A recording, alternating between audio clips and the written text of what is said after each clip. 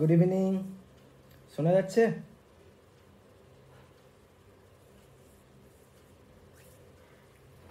এক second wait.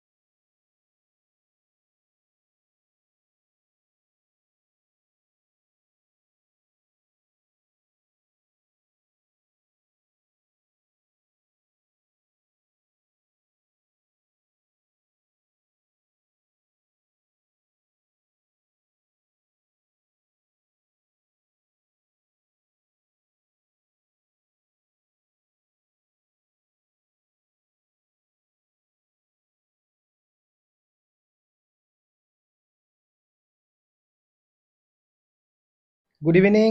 এবার সবাই শুনতে পাচ্ছো?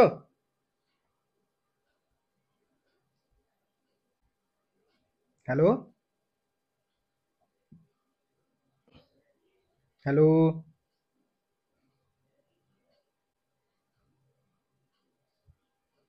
বলছি এবার কি সবার শোনা যাচ্ছে?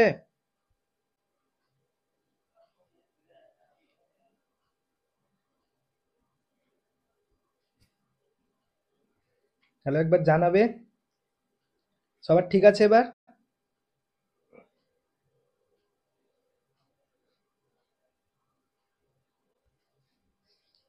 আরে নেটওয়ার্ক প্রবলেম না, আমি বললাম তো 1 মিনিট ওয়েট করো, আমি চ্যাটে লিখে দিলাম তো। এ কি?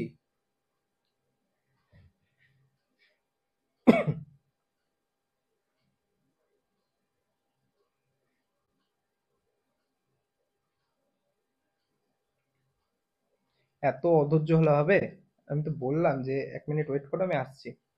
চ্যাটে লিখে দিলাম যে 1 মিনিট ওয়েট। ওকে, যাই হোক।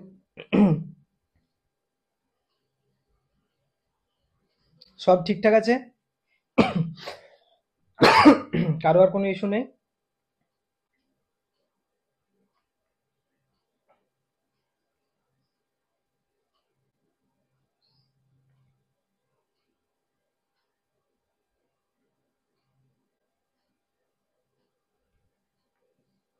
আশা করি কারোর কোনো সমস্যা নেই। 6টা 6 বাজছে, 7-8-এ শুরু হচ্ছে।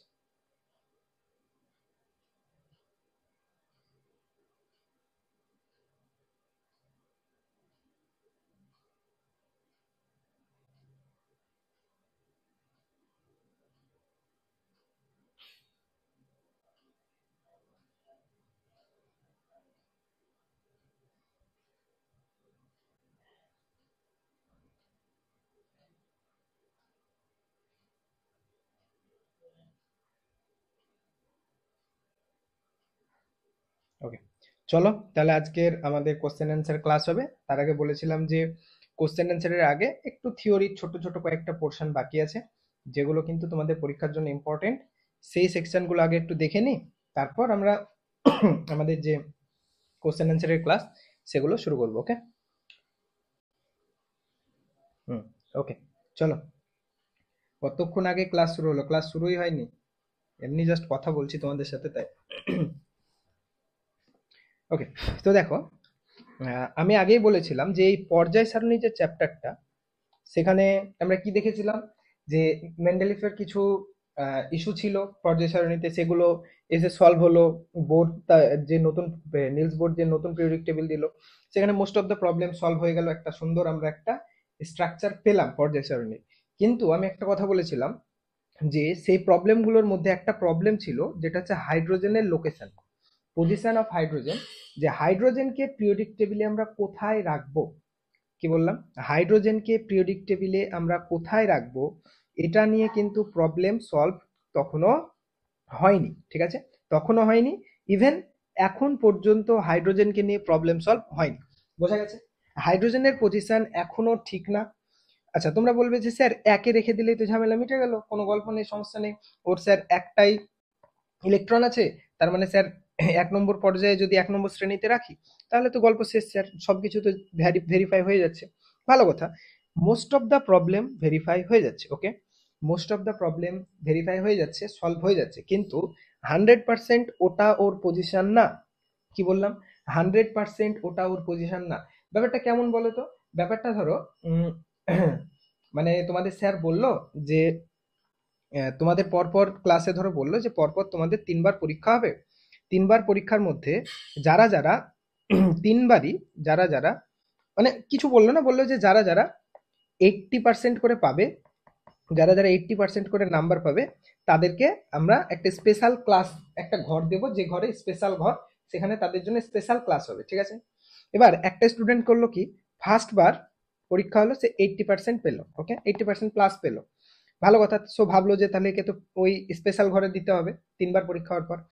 সেকেন্ড বার পরীক্ষা হলো, সে দেখা যাচ্ছে 75% পেলো। তাহলে সেকেন্ড বার মনে হলো আরে এ তো ফুলফিল করছে না, তাহলে একে দেওয়া যাবে না ওই স্পেশাল ঘরটা। 3বার, থার্ড বার পরীক্ষা হলো, আবার সে 80% পেলো। তখন আবার এদের মনে হলো আরে এ তো আবার ভেরিফাই করছে, দেওয়া যাবে। তাহলে দেখো, প্রবলেমটা কি? প্রবলেমটা হচ্ছে এর নেচারে, এই কখনো যে, মানে একটা ঘর পাওয়ার জন্য যে যে বৈশিষ্ট্যগুলো থাকা দরকার, এখানে কি 80% পেতে হবে, সেটা পাচ্ছে, কখনো পাচ্ছে না। তাহলে একে কখনো আমি জায়গা মনে হচ্ছে দিতে পারছি, আবার কখনো মনে হচ্ছে দিতে পারছি না। সেম প্রবলেম হাইড্রোজেনের সাথেও দেখা গেল। কিভাবে দেখা গেল সেটা আমরা একটু আগে ভালো করে দেখবো। ওকে, তো চলো দেখা যাক কি কি। দেখো, প্রথম লিখেছি হাইড্রোজেন 1 নম্বর শ্রেণীর ক্ষার ধাতুগুলোর মতো এবং 17 নম্বর শ্রেণীর হ্যালোজেন মৌলগুলোর মতো আচরণ করে। সে 1 নম্বর শ্রেণীর ক্ষার ধাতুগুলোর মতো আচরণ করে, 17 নম্বর শ্রেণীর হ্যালোজেন মৌলগুলোর মতো আচরণ করে। প্রথম কথা, হাইড্রোজেন ধাতু না অধাতু? সবাই জানো যে হাইড্রোজেন হচ্ছে একটা গ্যাস, তার মানে হাইড্রোজেন অধাতু। হাইড্রোজেন একটা গ্যাস, তার মানে হাইড্রোজেন হচ্ছে অধাতু। এখন আমি যদি একে 1 নম্বর গ্রুপে রাখি, 1 নম্বর গ্রুপে যারা আছে সবাই তো ধাতু, 1 নম্বর গ্রুপে যারা আছে সবাই তো ধাতু, তাহলে হাইড্রোজেনকে আমি অধাতু কি করে রাখছি এখানে? কারণ হাইড্রোজেন তো ধাতু না, হাইড্রোজেন অধাতু। বোঝাতে পারছি? তাহলে প্রথম একে আমি রাখতে গেলাম 1 নম্বর গ্রুপে, প্রবলেম এসে দাঁড়ালো যে এর ধাতুর মতো আচরণ করে। আচ্ছা, আগে কি কি কারণে রাখবো সেটা দেখি। ওকে, আচ্ছা, হাইড্রোজেনের যোজ্যতা 1, হাইড্রোজেনের যোজ্যতা 1, এখানে যে মৌলগুলো আছে সবার যোজ্যতা 1, তাই না? তার মানে হিসাব মতো একে রাখা যায় যে যেহেতু যোজ্যতা সবার সাথে মিল খাচ্ছে, সো আমরা প্রথম একটা বৈশিষ্ট্য পেলাম যে হ্যাঁ এর উপর বেস করে রাখা যায়। আর কি? আর এখানে এটা তো বললাম যে ক্ষার ধাতুগুলোর মতো এর যোজ্যতা 1। 2 নম্বর হচ্ছে হাইড্রোজেন ক্ষার ধাতুগুলোর মতো একটি ইলেকট্রন বর্জন করে H+ আয়ন তৈরি করে। ক্ষার ধাতুগুলো কি করে? সোডিয়াম ধরো একটা ইলেকট্রন ছেড়ে দেয়, দিয়ে জানো যে Na+ আয়ন তৈরি করে। পটাশিয়াম একটা ইলেকট্রন ছেড়ে দেয়, K+ আয়ন তৈরি করে। লিথিয়াম একটা ইলেকট্রন ছেড়ে দেয়, দিয়ে কি Li+ আয়ন তৈরি করে। তাহলে দেখতেই পাচ্ছ এরা সবাই একটা করে ইলেকট্রন ছাড়তে পারে, দেন কি Li+, Na+, K+ এইভাবে আয়ন তৈরি করে। হাইড্রোজেনও সেম, হাইড্রোজেন একটা ইলেকট্রন ছেড়ে দেয়, ছাড়তে পারে, দিয়ে H+ আয়ন উৎপন্ন করে। তার মানে এই বৈশিষ্ট্যটাও কি ক্ষার ধাতুগুলোর সাথে মিলে যাচ্ছে। ভালো কথা। 3 নম্বর, হাইড্রোজেন ক্ষার ধাতুগুলোর মতো বিজারক পদার্থ। বিজারক পদার্থ মানে কি? বিজারক পদার্থ কাদেরকে বলেছিলাম? বিজারক পদার্থ মানে যারা অন্যের বিজারণ ঘটাতে পারে, মানে অন্যকে ইলেকট্রন গ্রহণ করাতে পারে, মানে নিজে ইলেকট্রন ছাড়বে, তাই না? আমরা দেখলাম যে হ্যাঁ হাইড্রোজেন ক্ষার ধাতুগুলোর মতো একটা ইলেকট্রন ছাড়তে পারে, তার মানে একটা বিজারক পদার্থ। বোঝা গেল? বোঝা গেল না গেল না?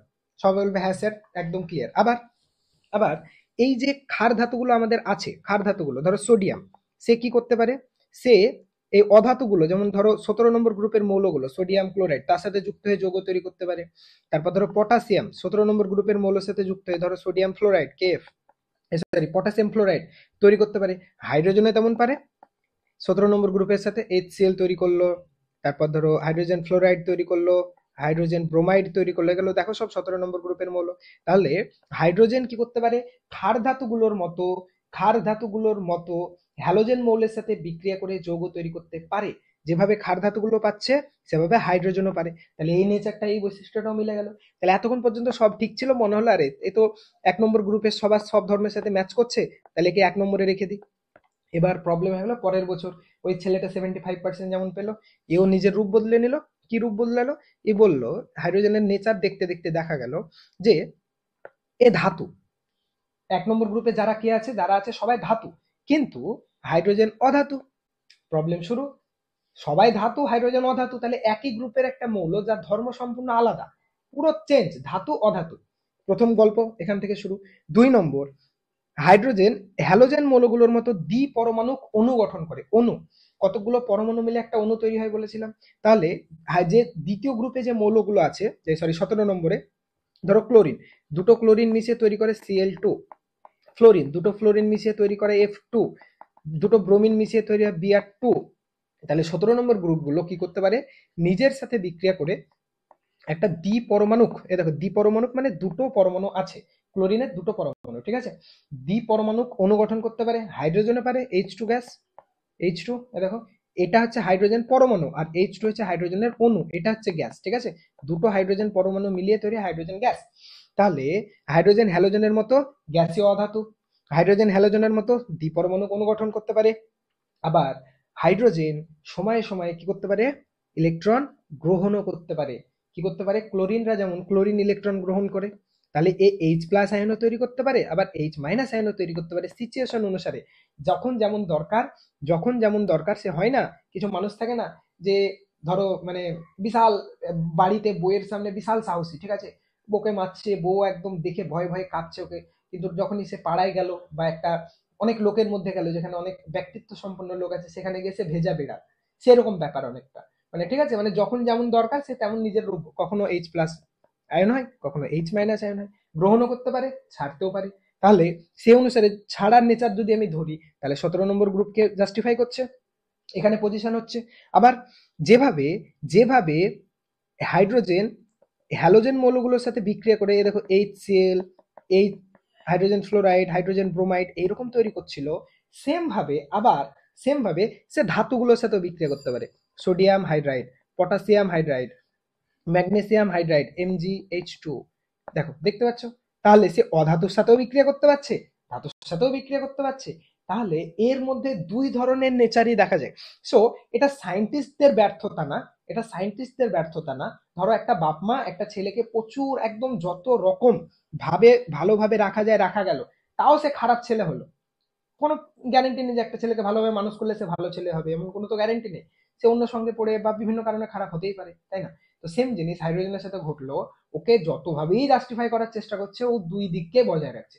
তার জন্য একে বলে দেওয়া হলো কি, এই যা তোকে আর রাখা যাবে না, একে বলে দেওয়া হলো যে তুই একটা দুষ্টু মৌল, শয়তান মৌল।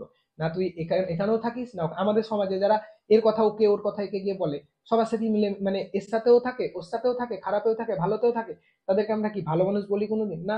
সেম ভাবে হাইড্রোজেনকে মেন্ডেলিফ নাম দিল যে তুই হচ্ছিস একটা দুষ্টু মৌল, ঠিক আছে? পিরিয়ডিক টেবিলের একদম মানে কি বলবো, যে কলঙ্ক বলতে পারো।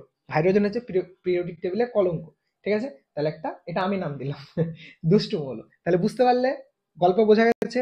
দেখো, যেমন ধাতুর সাথে সোডিয়াম হাইড্রাইড, সোডিয়াম ক্লোরাইড যেমন তৈরি করছে, ক্লোরিন যেমন সোডিয়ামের সাথে বিক্রিয়া করতে পারছে, হাইড্রোজেনও সোডিয়ামের সাথে বিক্রিয়া করতে পারছে। তাহলে দুই ধরনের নেচারই যেহেতু বজায় রাখতে পারছে, তার জন্য একে কি বলা হলো? দুত্তু মৌল। ওকে, বোঝা গেছে? বোঝা গেছে না যায়নি? ক্লিয়ার হয়েছে সবার? একবার তাড়াতাড়ি জানো, একবার তাড়াতাড়ি চ্যাটে জানাও। হ্যাঁ, দুষ্টু মৌল মেন্ডেলিভ বলেছিল, হ্যাঁ মেন্ডেলিভ বলেছিল।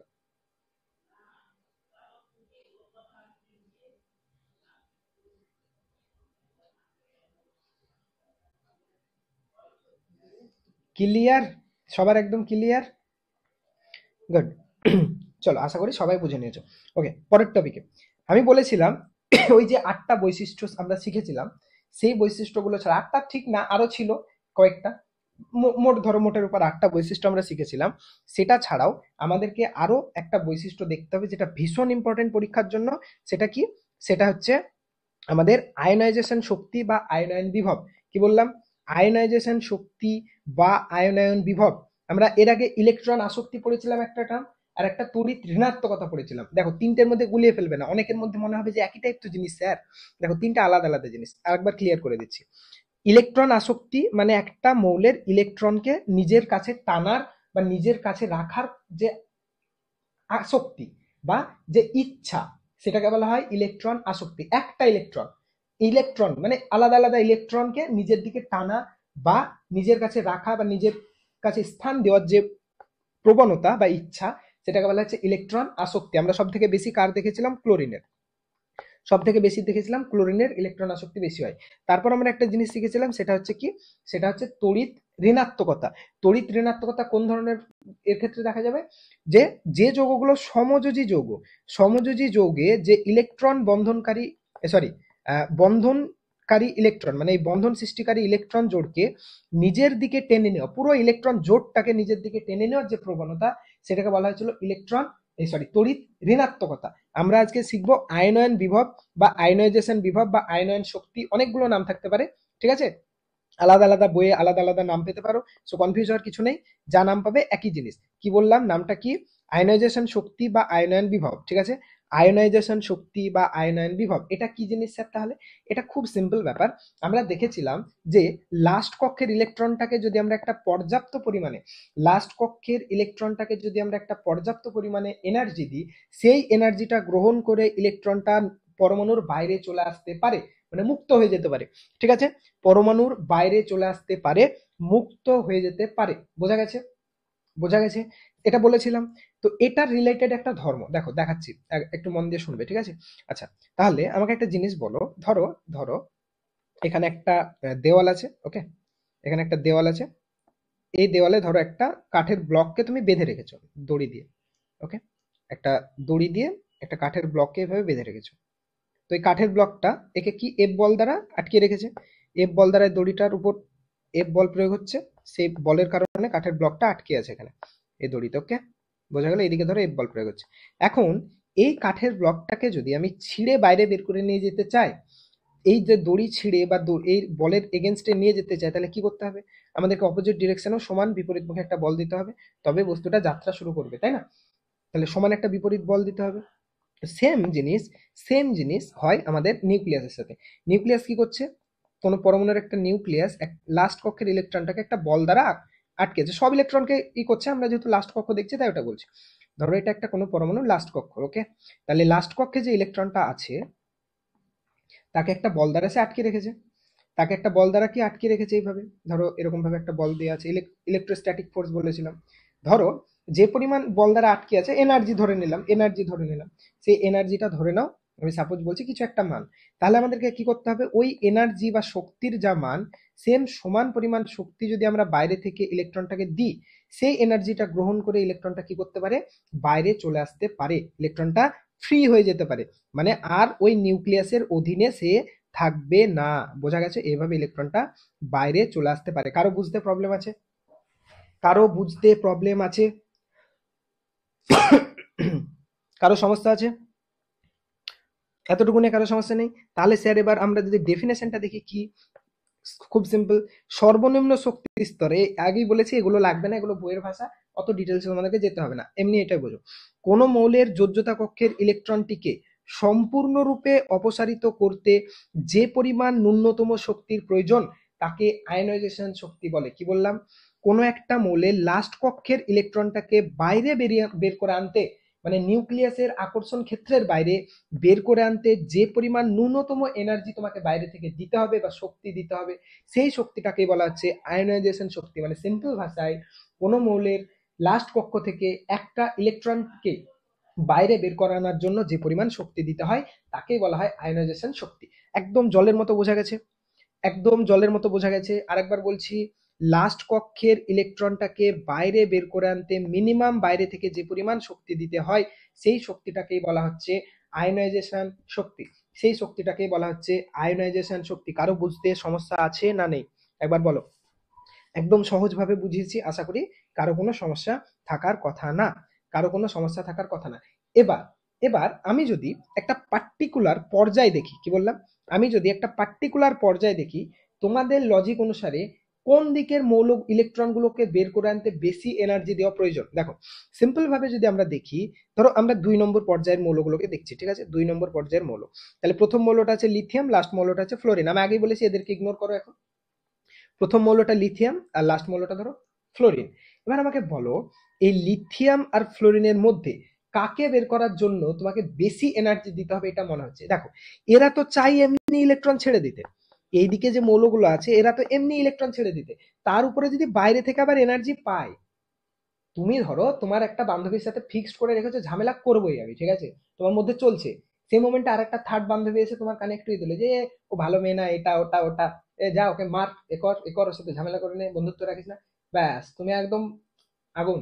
আরো হয়তো করতে না, বাট এবার তুমি করবেই, যা একটা ছোট্ট ভুল পেলেও তুমি ঝামেলা করবে, সেরকম ব্যাপার। সো লিথিয়াম, সোডিয়াম, পটাশিয়াম, এই দিকে যে ধাতুগুলো আছে এদের নেচার কি? এরা নেচার তো ইলেকট্রন ছেড়ে দিতে চায় সহজে। কেন? কারণ এদের আকার তুলনামূলক বড়, এদের তুলনায় আকার বড়, সো এরা এদের তুলনায় সহজে ইলেকট্রন ছেড়ে দিতে চায়, তাই না? কিন্তু ফ্লোরিনের আকার খুব ছোট, মানে কি? মানে ইলেকট্রনটা নিউক্লিয়াসের খুব কাছে আছে, মানে অনেক বেশি বাউন্ড, ইলেকট্রন কেউ সহজে ছাড়তে চায় না। তার মানে অবভিয়াসলি যে চায় না তাকে বের করতে কি হবে? বেশি এনার্জি দিতে হবে। তাই নর্মাল ভাবে যদি দেখো, ইন জেনারেল দেখো, তাহলে পিরিয়ডিক টেবিলের বাম দিক থেকে যত ডান দিকে যাবে আয়নাইজেশন শক্তি তত বাড়বে। কেন? বাম দিক থেকে যত ডান দিকে যাবে আয়নাইজেশন শক্তি বাড়বে, কারণ এরা চাই না ইলেকট্রন ছাড়তে। মানে ব্যাপারটা এরকম, যদি একটা এক্সাম্পল দিয়ে দেখাই, ধরো আমরা দুটো মৌল নিলাম, একটা হচ্ছে লিথিয়াম, ধরো লিথিয়ামের লাস্ট কক্ষের ইলেকট্রনটা নিলাম, আর একটা হচ্ছে ধরো এই লিথিয়াম, আর একটা মৌল ধরো আমরা নিলাম ফ্লোরিন। ফার্স্ট আর লাস্টটাই নিচ্ছি। তাহলে এরও একটা ইলেকট্রন আছে, এরও একটা ইলেকট্রন আছে, ওকে? দুজনের একটা করে ইলেকট্রন আছে। লাস্ট কক্ষের ইলেকট্রনটা ধরো, এটা ধরো লাস্ট কক্ষ। এবার আমরা আগেই শিখেছি যে লিথিয়ামের আকার ফ্লোরিনের তুলনায় বড়, মানে ইলেকট্রনটা নিউক্লিয়াস থেকে বেশি দূরে আছে আর খুব কাছাকাছি আছে। তাহলে আমাকে বলো, এই ইলেকট্রনটা বেশি পরিমাণ বাউন্ড না এটা বেশি বাউন্ড? অবভিয়াসলি ফ্লোরিনের ইলেকট্রনটা বেশি বাউন্ড। তাহলে একে যতটা এনার্জি দিয়ে তুমি বাইরে বের করতে পারবে, নিশ্চয়ই একে বাইরে বের করতে গেলে আরো বেশি এনার্জি দিতে হবে। আমি সাপোজ ধরে নিলাম এই ইলেকট্রনটাকে, লিথিয়ামের ইলেকট্রনটাকে বাইরে বের করার জন্য সাপোজ 1 ইলেকট্রন ভোল্ট এনার্জি দিল, তাহলে দেখা যাচ্ছে ফ্লোরিনের ইলেকট্রনটাকে বের করার জন্য 2 ইলেকট্রন ভোল্ট এনার্জি দিতে হলো। বোঝা গেছে না যায়নি? তাই আমরা চোখ বন্ধ করে বলতে পারি যে ইন জেনারেল লজিক অনুসারে যদি আমরা দেখি, তাহলে পিরিয়ডিক টেবিলের বাম দিক থেকে যত ডান দিকে যাবে তত আয়নাইজেশন শক্তির মান বাড়বে, কিন্তু এটা 100% ঠিক না, কিছু ব্যতিক্রম দেখা যায়, সেগুলো আমরা পরে আসছি। এইটুকু বোঝা গেছে? এইটুকু বোঝা গেছে যে স্যার তার মানে পিরিয়ডিক টেবিলের যদি আমরা বাম দিক থেকে ডান দিকে যাই তাহলে মৌলগুলির আয়নাইজেশন শক্তি ক্রমশ বাড়তে থাকে। তার মানে কি বাড়তে থাকে? মানে ওদেরকে বের করতে গেলে আরো বেশি এনার্জি দিতে হবে। ডান দিকের মৌলগুলোর ইলেকট্রন বের করতে হলে তোমাকে বেশি এনার্জি দিতে হবে, যতটা এনার্জি দিতে হবে সেটা আয়নাইজেশন এনার্জি। তবে এর কিছু ব্যতিক্রম আছে। আচ্ছা, ইন জেনারেল আমরা যদি 2 নম্বর পর্যায়ের মৌলগুলোকে সাজাই, তাহলে আয়নাইজেশন শক্তির ঊর্ধ্বক্রমে সাজাই, তাহলে কিভাবে সাজাবো? ইন জেনারেল আয়নাইজেশন শক্তির ঊর্ধ্বক্রমে যদি আমরা মৌলগুলোকে সাজাই তাহলে এরকম হবে না যে লিথিয়ামের এনার্জি সব থেকে কম, লিথিয়ামের আয়নাইজেশন এনার্জি সব থেকে কম, মানে একটু এনার্জি দিলে ইলেকট্রন ছেড়ে দেবে, ঠিক আছে? একটু এনার্জি দিলেই ইলেকট্রন ছেড়ে দেবে, লিথিয়ামের সব থেকে কম। তার থেকে বেশি হচ্ছে বেরিলিয়ামের, তার থেকে বোরনের, যেমন পরপর মৌল আছে, তারপর কার্বন, তারপর নাইট্রোজেন, তারপর অক্সিজেন, তারপর ফ্লোরিন। এটা হওয়া উচিত নর্মাল নিয়ম অনুসারে, এটা হওয়া উচিত যে লিথিয়ামের সব থেকে আয়নাইজেশন এনার্জি কম, তারপর বেরিলিয়ামের কম, তারপর বোরনের আরো কম, তারপর কার্বনের আরো কম, নাইট্রোজেনের সরি কম বলছে, একটু একটু বাড়ছে, বেরিলিয়ামের একটু বেশি, বোরনের একটু বেশি, কার্বনের আরো বেশি, নাইট্রোজেনের আরো বেশি, অক্সিজেনের আরো বেশি, ফ্লোরিনের সব থেকে বেশি। এটা নর্মাল হওয়া উচিত। ওকে, এতটুকু নিয়ে কারো কিছু ডাউট নেই? এতটুকু নিয়ে আশা করি ডাউট নেই। কিন্তু কিন্তু ইন রিয়েল লাইফে এক্সপেরিমেন্ট করে দেখা যাচ্ছে, আচ্ছা তোমরা এখন, আমি আগেই বলছি এটা কেউ জিজ্ঞেস করবে না যে স্যার এমন কেন হয়, কারণ এটা বোঝাতে গেলে তোমাকে আমাকে অনেক কিছু বোঝাতে হবে। হাফ ফিল্ড কি, ফুল ফিল্ড কি, সেগুলো যদি তুমি না জানো দেন তুমি এটা বুঝতে পারবে না। ওকে, এটা বুঝতে পারবে না। সো এখন জাস্ট ব্যতিক্রমগুলো মনে রাখো, কারণ তোমাদের মনে রাখলেই চলে যাবে। এটা লজিক নেই তা না, প্রপার লজিক আছে যে কেন এমন ব্যতিক্রম হয়। সেটার জন্য তোমাকে হাফ ফিল্ড ফুল ফিল্ডের নিয়ম, সেগুলো হায়ার লেভেলের জিনিস, ঠিক আছে? আসলে আয়নাইজেশন এনার্জিটা ছোট ক্লাসে দেওয়াই উচিত না, দিয়েছে যখন আমাকে বোঝাতে হবে, বলতে হবে। বেসিক পয়েন্টগুলো বোঝো, যতটুকু বলা যায় আমি বলছি। ওকে, চলো। কিন্তু এক্সপেরিমেন্ট করে দেখা গেল যে লিথিয়ামের আয়নাইজেশন এনার্জি সব থেকে কম, এটা ঠিক আছে। লিথিয়ামের আয়নাইজেশন এনার্জি সব থেকে কম, এটা ঠিক আছে। তারপর তারপর দেখা যাচ্ছে বোরন আর বেরিলিয়াম আগে আছে, বোরন পরে আছে, তাহলে হিসাব অনুসারে বোরনের আয়নাইজেশন এনার্জি বেশি হওয়া উচিত। কিন্তু দেখা গেল পরীক্ষায় যে বোরন আর বেরিলিয়ামের মধ্যে বোরনের আয়নাইজেশন এনার্জি কম, বেরিলিয়ামেরই বেশি। হিসাব মতো তাই হওয়া উচিত কি? হিসাব মতো তো বেরিলিয়াম যেহেতু বাম দিকে আছে, আর যত বাম দিকে তত আয়নাইজেশন এনার্জি কম, তাহলে লিথিয়ামের পর বেরিলিয়াম, তাহলে বেরিলিয়ামের আয়নাইজেশন এনার্জি কম হওয়া উচিত, বোরনের বেশি হওয়া উচিত। তাহলে এখানে একটা শিফট হলো, কোথায়? এই বেরিলিয়ামের জায়গায় বোরন চলে এলো, আর বোরনের জায়গায় বেরিলিয়াম চলে এলো, একটা শিফট হলো, ফার্স্ট শিফট। তাহলে এখানে একটা ব্যতিক্রম। আচ্ছা, তারপর আর কোথায়? তারপর আবার নর্মাল যেমন যাচ্ছে সেরকমই, তারপর কার্বন দিয়ে এবার এখানে একটা শিফট, নাইট্রোজেন আর অক্সিজেনের মধ্যে একটা শিফট দেখা গেল। কিরকম শিফট? নাইট্রোজেন আর অক্সিজেনের মধ্যে দেখা গেল যে নাইট্রোজেন আর অক্সিজেনের মধ্যে যখন ইলেকট্রন বিন্যাস করা হলো, দেখা গেল যে আহ, কি, যে হিসাব মতো অক্সিজেনের আয়নাইজেশন এনার্জি নাইট্রোজেনের তুলনায় বেশি হওয়া উচিত, কিন্তু এক্সপেরিমেন্ট দেখালো যে অক্সিজেনের আয়নাইজেশন এনার্জি নাইট্রোজেনের তুলনায় কম। তাহলে এখানে একটা শিফট হলো। আর ফ্লোরিন যেমন আছে সেরকমই থাকলো। তাহলে এটা হচ্ছে আসল, এটা হচ্ছে রাইট, এটা রং। বোঝা গেল? তাহলে লজিক অনুসারে এটা ঠিক মনে হলেও আমাদের এরকম কিছু ব্যতিক্রম দেখা যায়। লজিক অনুসারে এটা ঠিক মনে হলো, আমাদের আসল নিয়ম হচ্ছে এটা। এবার এটার পিছনে না খুব ছোট্ট একটা লজিক যদি দিই, একদম বুঝতে পারবে না তা না। আচ্ছা, তুমি একটা অক্সিজেনের ইলেকট্রন বিন্যাস করো তো। অক্সিজেনের ইলেকট্রন বিন্যাস যদি করো তাহলে কেমন হবে? 1s2 2s2 2p6, তাই তো? এটা তো না, সরি, এক সেকেন্ড দাঁড়াও, এটাতে বোঝানো যাবে তোমাদেরকে?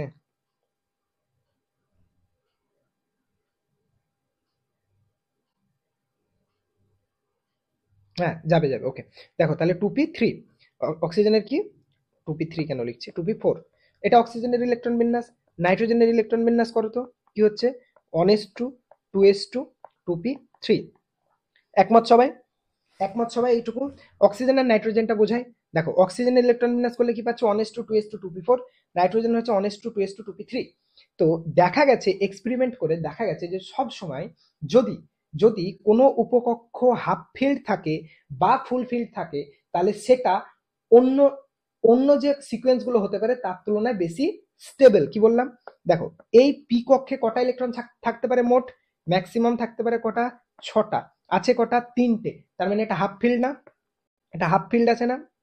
যতটা থাকার কথা তার তুলনায় হাফ আছে, হাফ ফিল্ড আছে, হাফ ফিল্ড আছে, এটা মানবে তো? কিন্তু অক্সিজেনের কি হাফ ফিল্ড আছে? অক্সিজেনের তো হাফের থেকে বেশি আছে। সবসময় কি বললাম, সবসময় মনে রাখবে যে কক্ষে যটা ইলেকট্রন থাকতে পারে তটাই যদি থাকে, ততগুলোই যদি থাকে বা তার হাফ থাকে, সেটা হলো বেশি স্টেবল। বোঝাতে পারলাম? কি বললাম যে ফুলফিল্ড আর সম্পূর্ণভাবে ভর্তি বা অর্ধেক ভর্তি সব সময় বেশি স্টেবল, সব সময় বেশি স্টেবল। কি বললাম? আবার বলছি, সবসময় মনে রাখবে যে কোনো ইলেকট্রন বিন্যাস যখন হাফ ফিল্ড হবে বা ফুল ফিল্ড হবে, সেটা সবসময় বেশি স্টেবল হবে। তাহলে এর লাস্ট কক্ষে থাকার কটা কটা থাকতে পারে? ম্যাক্সিমাম 6টা। আছে কটা? 3টে। তার মানে হাফ ফিল্ড। কিন্তু অক্সিজেন হাফ ফিল্ড না, তাই অক্সিজেনের তুলনায় নাইট্রোজেন বেশি স্টেবল। নাইট্রোজেনের লাস্ট কক্ষের বেশি ইলেকট্রন বেশি স্টেবল। মানে কি? মানে একে বাইরে বের করতে গেলে বেশি এনার্জি দিতে হবে। দ্যাট ইজ ওয়াই অক্সিজেনের তুলনায় নাইট্রোজেনের আয়নাইজেশন এনার্জি বেশি। তুমি যদি বেরিলিয়াম আর বোরনের দেখো, বেরিলিয়াম আর বোরনের দেখো, বেরিলিয়ামের ইলেকট্রন বিন্যাস করো তো কি হচ্ছে? 1s2, hydrogen helium lithium beryllium 4টে, তাহলে 2s2। এটা হলো বেরিলিয়ামের ইলেকট্রন বিন্যাস। বোরনের করো তো, বোরনের হচ্ছে 1s2, 2s2, 2p1। তাহলে ভালো করে তাকালে দেখতে পাবে এটা না হাফ ফিল্ড না ফুল ফিল্ড, বোরন না হাফ ফিল্ড না ফুল ফিল্ড, কিন্তু বেরিলিয়াম ফুল ফিল্ড, একদম ফুল ফিল্ড। ঠিক আছে?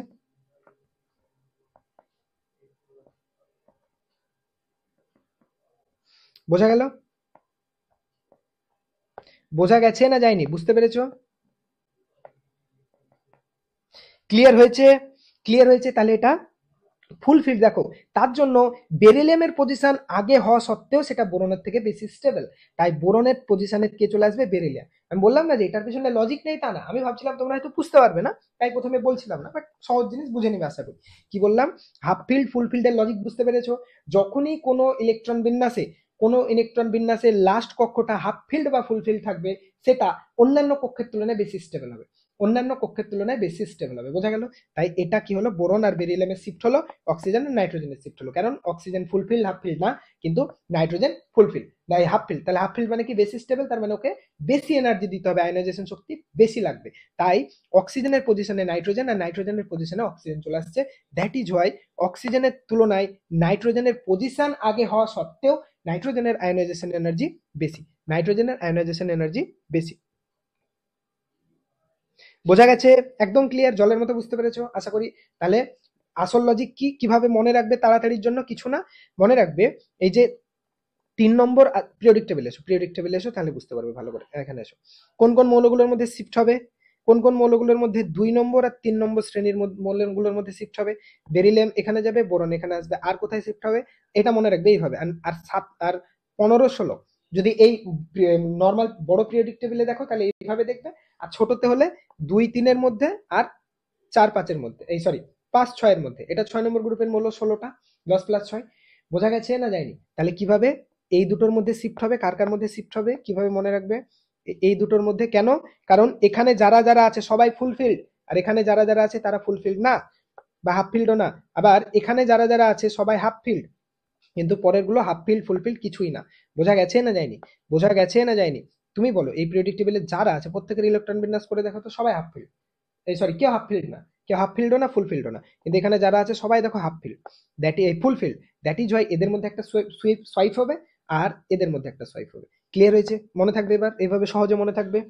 তাহলে আর কিছুই না, 2 এর সাথে 3-এর কার কার শিফট হবে? 2 নম্বর গ্রুপের সাথে 3 নম্বর গ্রুপ, আর 6 নম্বর গ্রুপের সাথে 7 নম্বর গ্রুপ, এই সরি 5 নম্বর গ্রুপের সাথে 6 নম্বর গ্রুপ। ঠিক আছে? বোঝা গেছে? তাহলে অ্যাজ সিম্পল অ্যাজ দ্যাট। এবার এবার তুমি যদি পিরিয়ডিক টেবিলের নর্মাল টাইপ নোটে এসো, আমাদের নোটটা এসো, তাহলে আমরা দেখলাম যে কি, যে পিরিয়ডিক টেবিলে জেনারেল ভাবে বাদিক থেকে বাম দিকে গেলে, ডান দিকে গেলে আয়নাইজেশন শক্তি ক্রমশ বাড়তে থাকে। তবে এর কিছু ব্যতিক্রম দেখা যায়। যেমন দ্বিতীয় পর্যায়ে মৌলগুলির ক্ষেত্রে আয়নাইজেশন শক্তির ক্রম কেমন হবে? লিথিয়াম বেরিলিয়ামের জায়গায় চলে আসবে বোরন, তারপর বেরিলিয়াম, আবার নর্মাল কার্বন, তারপর অক্সিজেন নাইট্রোজেনেরটা চেঞ্জ হবে, অক্সিজেন নাইট্রোজেনেরটা চেঞ্জ হবে, অক্সিজেন আগে আসবে নাইট্রোজেন পরে যাবে, অক্সিজেন আগে আসবে নাইট্রোজেন পরে যাবে, দেন ফ্লোরিন নর্মাল যেমন হয়। আচ্ছা, বেরিলিয়ামের আয়োজন, তার মানে এখান থেকে কি পেলাম যে বেরিলিয়ামের আয়োনাইজেশন এনার্জি বোরন অপেক্ষা বেশি। আমরা দেখলাম যে বেরিলিয়াম হচ্ছে ফুলফিল্ড, বোরন ফুলফিল্ড নয়, হাফ ফিল্ড নয়, তাই। আবার নাইট্রোজেনের আয়োনাইজেশন এনার্জি অক্সিজেন অপেক্ষা বেশি, কারণ নাইট্রোজেন হচ্ছে half field, oxygen half field fulfilled কিছুই না। ওকে, আচ্ছা, আর উপর থেকে নিচে আসলে তো অ্যাজ সিম্পল অ্যাজ দ্যাট, উপর থেকে নিচে আসলে একটা করে কক্ষ বাড়ছে, তার মানে ইলেকট্রন তো আরো দূরে চলে যাচ্ছে, তার মানে আয়োনাইজেশন শক্তি কি হবে, উপর থেকে নিচে আসলে কমবে। যত নিচের নিচের মৌল, তাকে তত কম এনার্জি দিতে হবে ইলেকট্রন বের করতে গেলে, কারণ ও তো নিউক্লিয়াস। দেখো, একটা কক্ষ কক্ষ ছিল, একটা ধরো পর্যায় ছিল, পরের পর্যায়ে আসছে, উপর থেকে নিচে আসা মানে কি, পর্যায় বরাবর চেঞ্জ হচ্ছে, একটা করে পর্যায় বাড়ছে, তাহলে একটা করে পর্যায় বাড়া মানে একটা করে কক্ষ বাড়া, একটা করে কক্ষ বাড়লে ইলেকট্রন তো আরো দূরে চলে যাচ্ছে, লাস্ট কক্ষের ইলেকট্রন তো আরো দূরে চলে যাচ্ছে, যত দূরে যাবে তত আকর্ষণ কম, ফলে সহজে ওকে বাইরে থেকে বের করতে পারবো। তাই উপর থেকে নিচে আসলে আয়নাইজেশন শক্তি কমতে থাকে। দেখো, এগুলোর লজিক এই তো তোমাকে বলে দিবে এরকম। ধরো তোমাকে এরকম একটা কোশ্চেন দিয়ে দিল, তোমাকে এরকম একটা কোশ্চেন দিয়ে দিল যে উম, ধরো এরকম একটা কোশ্চেন দিয়ে দিল, কিরকম, এক সেকেন্ড দেখাচ্ছি। ধরো,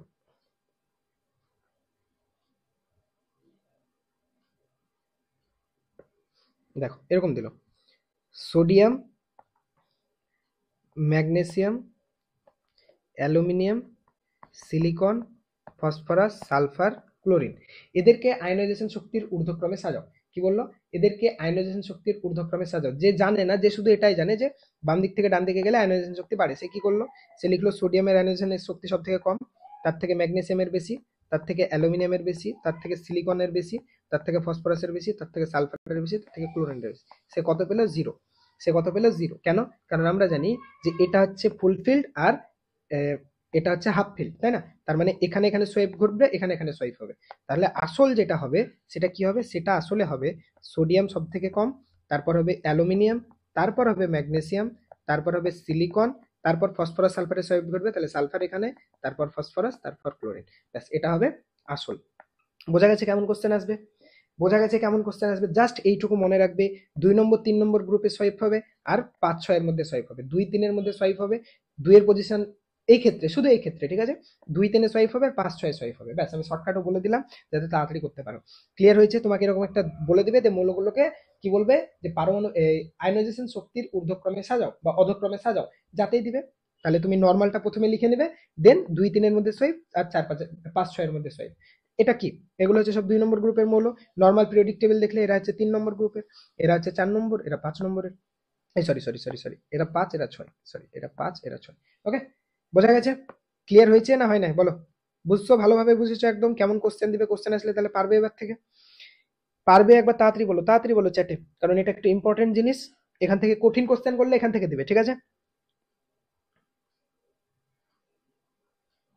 জাস্ট এইটুকু মনে রাখবে, 2 3 এর মধ্যে সোয়াইপ, 5 6 এর মধ্যে সোয়াইপ, 2 নম্বর 3 নম্বর মৌলের মধ্যে, আর 5 নম্বর 6 নম্বর মধ্যে। আর যদি শ্রেণী বরাবর দেয় তাহলে তো কোনো ব্যাপারই না, শ্রেণী বরাবর তো উপর থেকে নিচে আসলে আয়নাইজেশন শক্তি কমবে, শ্রেণী বরাবর আসলে তো উপর থেকে নিচে আসলে কি হবে, কমবে।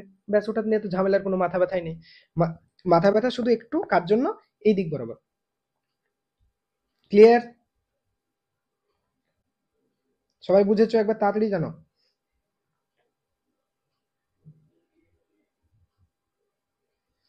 সবাই বুঝেছো? একবার তাড়াতাড়ি জানাও।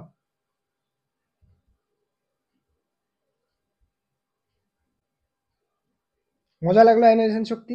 তাহলে দেখো, এটা নিয়ে সবাই ভয়ে মরে যায়, ভাবে কত কঠিন জিনিস, কিছু জিনিস না, স্যার নোট করতে হবে আরে নোট করে কি করবে, এর থেকে ভালো নোট কোথায় পাবে তুমি, আবার খেটে নোট করার কি আছে, বারবার পড়বে তাহলেই হবে। ওকে, চলো তাহলে, আশা করি এগুলো সবাই বুঝে নিলে। এবার আমরা নেক্সট টপিকে যাই। আর কয়েকটা জিনিস বাকি আছে ছোট্ট ছোট্ট, তারপর আমরা কোশ্চেন অ্যান্সারে ঢুকে যাবো। ওকে, চলো তাহলে আমি এখানে লিখে দিয়েছি, দেখো। আর যদি এমনিও মনে না থাকে, তোমাদেরকে কোশ্চেন দিলে কোন গ্রুপের দিবে, তোমাদেরকে কোশ্চেন দিলে কোন গ্রুপের দিবে, অবভিয়াসলি হয় গ্রুপ 2 নাহলে গ্রুপ 3, হয় গ্রুপ 2 নাহলে গ্রুপ 3, তারপর তো ডি ব্লক চলে আসবে, তারপর তো ডি ব্লক চলে আসবে, আর তো ওটা নিয়ে মাথা ব্যথা নেই। তাহলে গ্রুপ 2 বা গ্রুপ 3, বা এটাও দিতে পারে 4 নম্বর, এই মিডল গুলো বাদ দিয়ে দিতে পারে পরপর মৌলগুলো দিয়ে। তো যাই দেখ, তুমি তো জানোই যে এর সাথে এর সোয়াইপ ঘটবে, ম্যাগনেসিয়ামের জায়গায় অ্যালুমিনিয়াম, অ্যালুমিনিয়ামের আর এদের সোয়াইপ ঘটবে, এইটুকু মনে রাখবে, ব্যাস হয়ে গেল অ্যান্সার করা। ঠিক আছে? চলো, আশা করি সবার ক্লিয়ার হয়ে গেছে। ওকে, চলো এবার দেখো কি, প্রতিটি পর্যায়ে ক্ষার ধাতুগুলির আয়নাইজেশন শক্তি সব থেকে কম। কারো কোনো ডাউট আছে? কারো কোনো ডাউট আছে? প্রতিটি পর্যায়ে ক্ষার ধাতুগুলির আয়নাইজেশন শক্তি সব থেকে কম। তুমি ক্ষার ধাতুগুলো দেখলে দেখতে পাবে এরা সব থেকে বাম দিকে আছে, এদের আয়নাইজেশন এনার্জি হচ্ছে সব থেকে কম। কেন? কারণ এই সরি এখানে আছে, এক সেকেন্ড, এখানে, তাহলে এদের আয়নাইজেশন শক্তি সব থেকে কম। কেন? এদেরকে খুব এমনি এরা ইলেকট্রন ছাড়তে চায়, একটু এনার্জি দিলে বেরিয়ে যাবে। ওকে, আর এদের তুলনায় একটা পর্যায়ের ক্ষার ধাতুটার আয়নাইজেশন শক্তি সব থেকে কম হবে। আর এদের বেশি কেন? এদের বেশি কারণ এদের আকার অনেক ছোট, ইলেকট্রনটা নিউক্লিয়াসের খুব কাছে আছে। আমরা জানি বাম দিক থেকে ডান দিকে গেলে আকার ক্রমশ ছোট হয়, তাই না? আকার ক্রমশ ছোট হয়। তাহলে এই পয়েন্টটা বুঝলে, এগুলো মনে রাখবে, এগুলো থেকে ডাইরেক্ট কোশ্চেন জিজ্ঞেস করে যে একটা পর্যায়ের কোন মৌলটির আয়নাইজেশন এনার্জি সব থেকে কম হবে? সবসময় ক্ষার ধাতু। ঠিক আছে, ক্ষার ধাতু। যদি একটা পার্টিকুলার পর্যায়ে দেখো, ধরো এই পর্যায়টা 2 নম্বর পর্যায়ে দেখছো, তাহলে এই পর্যায়ে যতগুলো মৌল আছে সব থেকে কার কম হবে? ক্ষার ধাতু।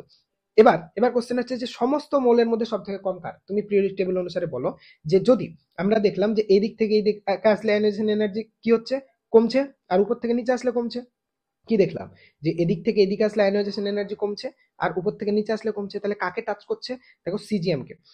অনেকে বলবে স্যার সেই হিসাবে তো ফ্রান্সিয়াম হওয়া উচিত। আচ্ছা, ফ্রান্সিয়াম সিজিএম দুটোই হওয়া উচিত, হতে পারে, কিন্তু ফ্রান্সিয়াম যেহেতু এরা হচ্ছে সব তেজস্ক্রিয় মৌল, ঠিক আছে, এদের নিজেদের অস্তিত্বই থাকে না ঠিক মতো, তৈরি হয় ভেঙে যায়, তৈরি হয় ভেঙে যায়, তো এর জন্য এদেরকে আমরা সেরকম কনসিডারেশন আনি না। ঠিক আছে, সব থেকে কম আয়নাইজেশন এনার্জি কার?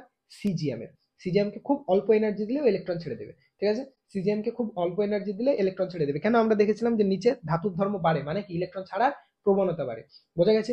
সিজিএম এর আকার একদিকে অনেক বড়, আবার এর কি আকার অনেক বড়, আবার আমরা দেখলাম যে এই উপর থেকে নিচে যদি আসে আকার কি হচ্ছে? বাড়ছে। তার মানে ইলেকট্রনটা অনেক দূরে থাকবে, তাই সে সহজেই একটা লাস্ট কক্ষের ইলেকট্রন ছেড়ে দেবে। তাহলে এখান থেকে পেয়ে গেলাম যে সমস্ত মৌলের মধ্যে সিজিএম এর আয়নাইজেশন শক্তি হচ্ছে সবচেয়ে কম। কারো ডাউট আছে? আর একটা পার্টিকুলার পর্যায়ে যদি দেখো, তাহলে সব থেকে কার কম হবে? বা একটা পার্টিকুলার পর্যায়ে সব থেকে কম হবে ক্ষার ধাতুগুলো। আর পুরো পিরিয়ডিক টেবিলে যদি দেখো, তাহলে সিজিএম এর সব থেকে আয়নাইজেশন শক্তি কম, একে একটু এনার্জি দিলে সে বেরিয়ে পালিয়ে যাবে। ওকে, এবার এখানে একটা জিনিস বলে দিই। দেখো এই পয়েন্টটা তাকাও, তুমি এখানে ভালো করে দেখলে দেখতে পাবে যে তাহলে এই পর্যায়ে 2 নম্বর পর্যায়ে সব থেকে কম কার? লিথিয়াম। 3 নম্বর পর্যায়ে সোডিয়াম। 4 নম্বর পর্যায়ে কার? পটাশিয়াম। 5 নম্বর পর্যায়ে রুবিডিয়াম। 6 নম্বর পর্যায়ে সিজিএম। আর 7 নম্বর পর্যায়ে হচ্ছে ফ্রান্সিয়াম। ক্লিয়ার? ফ্রান্সিয়াম। আচ্ছা, এবার তাহলে স্যার কোনো একটা পার্টিকুলার পর্যায়ে কম তো হবে ক্ষার ধাতুগুলোর, বুঝলাম, তাহলে বেশি কার হবে? দেখো অ্যাজ সিম্পল অ্যাজ দ্যাট, বেশি কার হবে? নিষ্ক্রিয় মৌল। কোন একটা পার্টিকুলার পর্যায়ে নিষ্ক্রিয় যে মৌলটা আছে তার আয়নাইজেশন শক্তি সব থেকে বেশি হবে। কেন? কারণ ওরা তো ইলেকট্রন ছাড়তেই চায় না, ওরা নিষ্ক্রিয়, ওরা একদম ফুলফিল্ড, সব দিক থেকে ফুলফিল্ড, ওদের যতগুলো কক্ষে যতগুলো ইলেকট্রন থাকা দরকার সবগুলো ফুল আছে। ওরা চাইবেই না ওর স্টেবিলিটি হারাতে। তুমি যদি একটা এরকম জব করো যে মান্থলি তুমি 5 কোটি টাকা স্যালারি পাচ্ছ, তোমাকে আমি যদি অফার করি যে জানো তুমি ব্যবসা করলে আরো বেশি টাকা ইনকাম করবে, তুমি কি এই জবটা ছাড়তে চাইবে? তুমি বলবে না ভাই, আমার লাইফ একদম সেটেল স্টেবল, আমার দরকার নেই ঝগড়া ঝামেলা। সেম জিনিস নিষ্ক্রিয় গ্যাসগুলোর জন্য, ওরা একদম স্টেবল স্টেবল হয়ে গেছে, ওরা একদম কি সব দিক থেকে ওদের ভালো ইনকাম আছে, ওদের ফ্যামিলি আছে, বিয়ে হয়ে গেছে, বাচ্চা আছে, বাচ্চারা ভালো স্কুল কলেজে পড়াশোনা করছে, সব দিক থেকে সেটেল, ওদের কোনো চাপ নেই, তাই ওরা ইলেকট্রন ছাড়তেই চাইবে না। তা সত্ত্বেও তুমি যদি ছাড়াতে চাও, তাহলে প্রচুর পরিমাণে এনার্জি দিয়ে একটা ইলেকট্রনকে বের করতে হবে। বোঝা গেছে? তাই যে কোনো একটা পর্যায়ে যদি দেখো, তাহলে সেই পর্যায়ে যেটা নিষ্ক্রিয় মৌল তার আয়নাইজেশন শক্তি সব সময় ম্যাক্সিমাম হবে। বোঝা গেছে? ম্যাক্সিমাম হবে, সব থেকে বেশি হবে। ক্লিয়ার? বোঝা গেছে না যায়নি? তাহলে প্রতিটি পর্যায়ে নিষ্ক্রিয় গ্যাসের মৌলগুলির আয়নাইজেশন শক্তি সবচেয়ে বেশি হয়। যেমন হিলিয়ামের আয়নাইজেশন শক্তি হচ্ছে সব থেকে বেশি। তাহলে পিরিয়ডিক টেবিলে সিজিএম এর সব থেকে কম, আর হিলিয়ামের সব থেকে বেশি। কেন হিলিয়ামের বেশি? পিরিয়ডিক টেবিল দেখলে বুঝতে পারবে। দেখো কোন দিকে বাড়ছে? এদিক বরাবর, পর্যায় বরাবর। আর শ্রেণী বরাবর গেলে কোন দিকে বাড়ছে? উপরের দিকে। তাহলে কাকে টাচ করছে? দেখো পর্যায় বরাবর এদিকে বাড়ছে, শ্রেণী বরাবর গেলে উপরে। তাহলে দুটো লাইনই কাকে টাচ করছে? হিলিয়ামকে। তার মানে হিলিয়ামের সব থেকে বেশি। হিলিয়ামের সব থেকে বেশি। বোঝা গেছে না যায় না? বোঝা গেছে না যায় না? ওকে, গুড। তাহলে হিলিয়ামের আয়নাইজেশন শক্তি হচ্ছে পৃথিবীর যতগুলো মৌল আছে সব থেকে বেশি, আর সব থেকে কম হচ্ছে সিজিএম এর। আশা করি এতটুকুনি। আর কারো আয়নাইজেশন এনার্জি, যেটা একটা কঠিন টপিক বলে স্টুডেন্টরা ধরে, আশা করি তোমাদের কাছে আর কঠিন থাকলো না, জলের মতো সহজ হয়ে গেল। এবার আমাদের আর দুটো টপিক বাকি আছে, ধাতু অধাতু কি জিনিস, আর একটা হচ্ছে কর্ণ সম্পর্ক। ঠিক আছে, কর্ণ সম্পর্ক, এই দুটো বুঝলে আমাদের পিরিয়ডিক টেবিল কমপ্লিট। দেন আমরা কোশ্চেন আনসারে চলে যাবো। আর 10 মিনিট লাগবে, একটু ধৈর্য ধরো। ওকে, কর্ণ সম্পর্ক জিনিসটাকে বুঝি। কি বললাম? পর্যায় সারণীতে কিছু কিছু মৌলের ক্ষেত্রে দেখা যায় যে এদের ধর্ম, মৌলটি যে পর্যায়ে অবস্থিত, মন দিয়ে শুনবে, মৌলটি যে পর্যায়ে অবস্থিত তার, ধরো এই পর্যায়ে একটা মৌল আছে, ঠিক আছে, তার পরবর্তী পর্যায়ে মানে তার পরবর্তী পর্যায়ের পরের শ্রেণী, তাহলে কোনটা হচ্ছে, ধরো আমি বোঝাচ্ছি, আমি ছবি দিয়ে বোঝাচ্ছি, আগে পড়ো। মৌলটি যে পর্যায়ে অবস্থিত তার পরবর্তী পর্যায়ের পরের শ্রেণীতে কোনাকুনি ভাবে অবস্থিত মৌলের ধর্মের সাথে সাদৃশ্যপূর্ণ। পর্যায় সারণীর দুটি ভিন্ন পর্যায়ে অবস্থিত দুটি মৌলের এ ধরনের সম্পর্ককে বলা হয় কর্ণ সম্পর্ক। পিরিয়ডিক টেবিল যখন স্টাডি করা যায় তখন দেখা যায় যে কিছু কিছু মৌল আছে, কিছু কিছু মৌল আছে যাদের মধ্যে এরকম কি দেখা যায়, কর্ণ সম্পর্ক দেখা যায়। কর্ণ বরাবর যদি দেখো তাহলে ওদের মধ্যে রিলেশন, কি বললাম, একটা পর্যায়ে অবস্থিত, একটা ধরো কোনো একটা পর্যায়ে অবস্থিত, ধরো কি বললাম, কোনো একটা পর্যায়ে অবস্থিত, সাপোজ ধরো, আচ্ছা এই প্রেডিক্ট টেবিলটা নিলে ভালো বুঝতে পারবে না, এই প্রেডিক্ট টেবিলটা দেখো, ঠিক আছে, এই প্রেডিক্ট টেবিলটা, ওকে, কি বললাম, যে একটা পার্টিকুলার পর্যায়ে অবস্থিত, তাহলে ধরো আমি এই পর্যায়ে অবস্থিত এই মৌলটাকে নিলাম, ঠিক আছে, এই মৌলটাকে নিলাম, কাকে কাকে নিলাম, লিথিয়ামকে, ওকে, লিথিয়ামকে নিয়েছি। এবার এবার বলেছে যে এই পর্যায়ে অবস্থিত তার পরের পর্যায়ে পরের শ্রেণী, তাহলে এটা হচ্ছে এর পর্যায়, তার পরের পর্যায়ে কোনটা, 3, তার পরের শ্রেণী মানে ও যে শ্রেণীতে আছে তার পরের শ্রেণী মানে কোনটা, এটা। তাহলে এইরকমই দেখো এদের মধ্যে যদি সম্পর্কের মিল থাকে, সেই মিলটা মৌলগুলোর পজিশন কেমন, কোনাকুনি হচ্ছে না, দেখো লিথিয়াম আর সোডিয়াম ম্যাগনেসিয়াম কি কি আছে, কোনাকুনি ভাবে আছে, কোনাকুনি ভাবে আছে, হ্যাঁ কি না, লিথিয়াম আর ম্যাগনেসিয়াম কিভাবে আছে, তুমি যদি মৌলগুলোকে পরপর লেখো, ধরো লিথিয়াম এভাবে লেখো, ধরো দেখাচ্ছি, লিথিয়াম, তারপর হচ্ছে beryllium, boron, carbon, nitrogen, oxygen, এভাবে। আর নিচে কি আছে, sodium, magnesium, aluminium, silicon, phosphorus, sulphur. তো কিছু কিছু দেখা যায় যে একটা পার্টিকুলার শ্রেণী, তাহলে এটা ধরো এই পর্যায় 2 নম্বর পর্যায়, আর এটা ধরো 1 নম্বর শ্রেণী, তাহলে লিথিয়াম হচ্ছে 2 নম্বর পর্যায় 1 নম্বর শ্রেণীর মৌল, তার পরবর্তী পর্যায়ে মানে 3 নম্বর পর্যায়ে তার পরের শ্রেণী মানে 2 নম্বর শ্রেণী, তার কোন মৌলটা হচ্ছে ম্যাগনেসিয়াম। তাহলে কিছু কিছু মৌলের ক্ষেত্রে দেখা যায় যে সে যে পর্যায়ে অবস্থিত তার পরের পর্যায়ের পরের শ্রেণীর মৌলটার সাথে কি আছে, ধর্মের সাদৃশ্য আছে। লিথিয়ামের সাথে ম্যাগনেসিয়ামের অনেক ধর্মের মিল আছে, বেরিলিয়ামের সাথে অ্যালুমিনিয়ামের অনেক ধর্মের মিল আছে, বোরনের সাথে সিলিকনের অনেক ধর্মের মিল আছে। এই যে কোনাকুনি এদের মধ্যে যে রিলেশন, যে কোনাকুনি এরা অবস্থিত হওয়া সত্ত্বেও মানে এদের মধ্যে ধর্মের কিছু সাদৃশ্য দেখা যায়, এই মিলটাকে বলা হয়, এই মিলটাকে বলা হয় কর্ণ সম্পর্ক।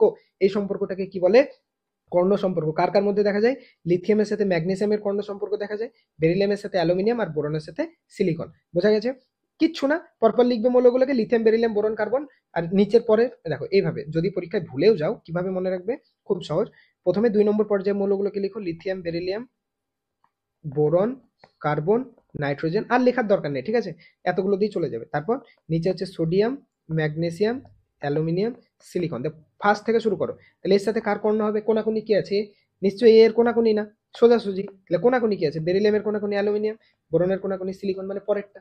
এই 3টে পেয়ারের মধ্যে কর্ণ সম্পর্ক দেখা যায়, আর কারোর মধ্যে না, জাস্ট এইটুকু। তাহলে আমাদের কার্বন পর্যন্ত লিখলে হয়ে যাবে, মনে থাকবে। তাহলে লিথিয়ামের সাথে ম্যাগনেসিয়ামের ধর্মের মিল দেখা যায়, বেরিলিয়ামের সাথে অ্যালুমিনিয়ামের ধর্মের মিল দেখা যায়, আর বোরনের সাথে সিলিকনের ধর্মের মিল দেখা যায়।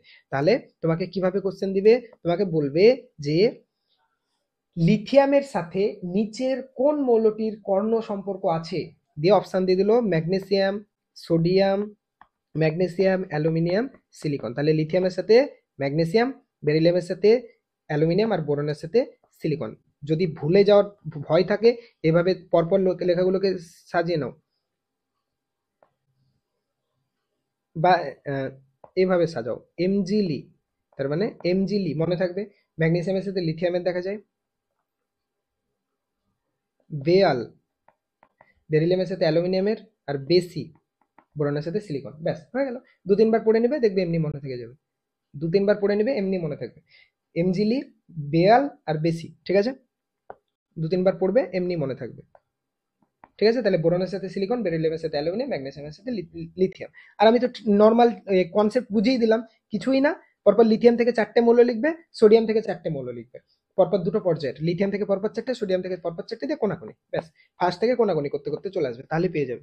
ওকে, ক্লিয়ার হয়েছে না হয় নাই, কারো ডাউট আছে, কারো ডাউট আছে, আশা করি কারো নাই, তাই তো, কারো নাই। ওকে, এবার এবার এগুলো তো আগেই বলে দিয়েছিলাম যে মেন্ডেলিভ যখন পর্যায় সারণী তৈরি করে তখন কিছু মৌলের স্থান ফাঁকা রেখেছিল আর তাদের নাম দিয়েছিল। কি কি নাম দিয়েছিল? একা বোরন কাকে বলেছিল? স্ক্যান্ডিয়ামকে। স্ক্যান্ডিয়ামের নাম কি দিয়েছিল? একা বোরন। একা অ্যালুমিনিয়াম নামে কাকে মানে সম্বোধন করেছিল? গ্যালিয়ামকে। আর একা সিলিকন নামে জার্মেনিয়ামকে। এগুলো আগেই বলে দিয়েছি, এখানে আরেকবার বলে দিলাম, ঠিক আছে? এমজি না লি না বলে ম্যাগলি বলো, ঠিক আছে? ম্যাগলি, তাহলে ভালো মনে থাকবে, ঠিক আছে? ম্যাগলি। ম্যাগি তার আগে একটা এল আছে, ম্যাগলি, বেয়াল বা আলবে যা বলতে পারো, যদি অ্যালুমিনিয়ামকে আগে নিয়ে এসো তাও হবে আলবে। আর বেশি, ম্যাগলি, বেয়াল, বেশি, ঠিক আছে? কি জিনিস উচ্চারণ সবসময় যে মানে হবে তার তো কোনো কথা নেই। ওকে, যাই হোক, মনে রাখা বলে আমাদের কথা।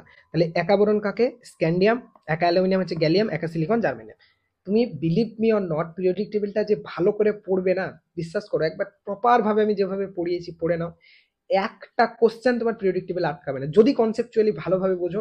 কারণ যত রকম কোশ্চেন হয় সবকিছু আমি অলরেডি ক্লাসে পড়িয়ে দিচ্ছি, সব কিছু পড়িয়ে দিচ্ছি এ টু জেড। এখনো তো কমপ্লিট হয়নি, দেখো এখনো যত রকম তোমাদের কনফিউজিং কোশ্চেন আছে সবকিছু আজকের থিওরিতে আছে।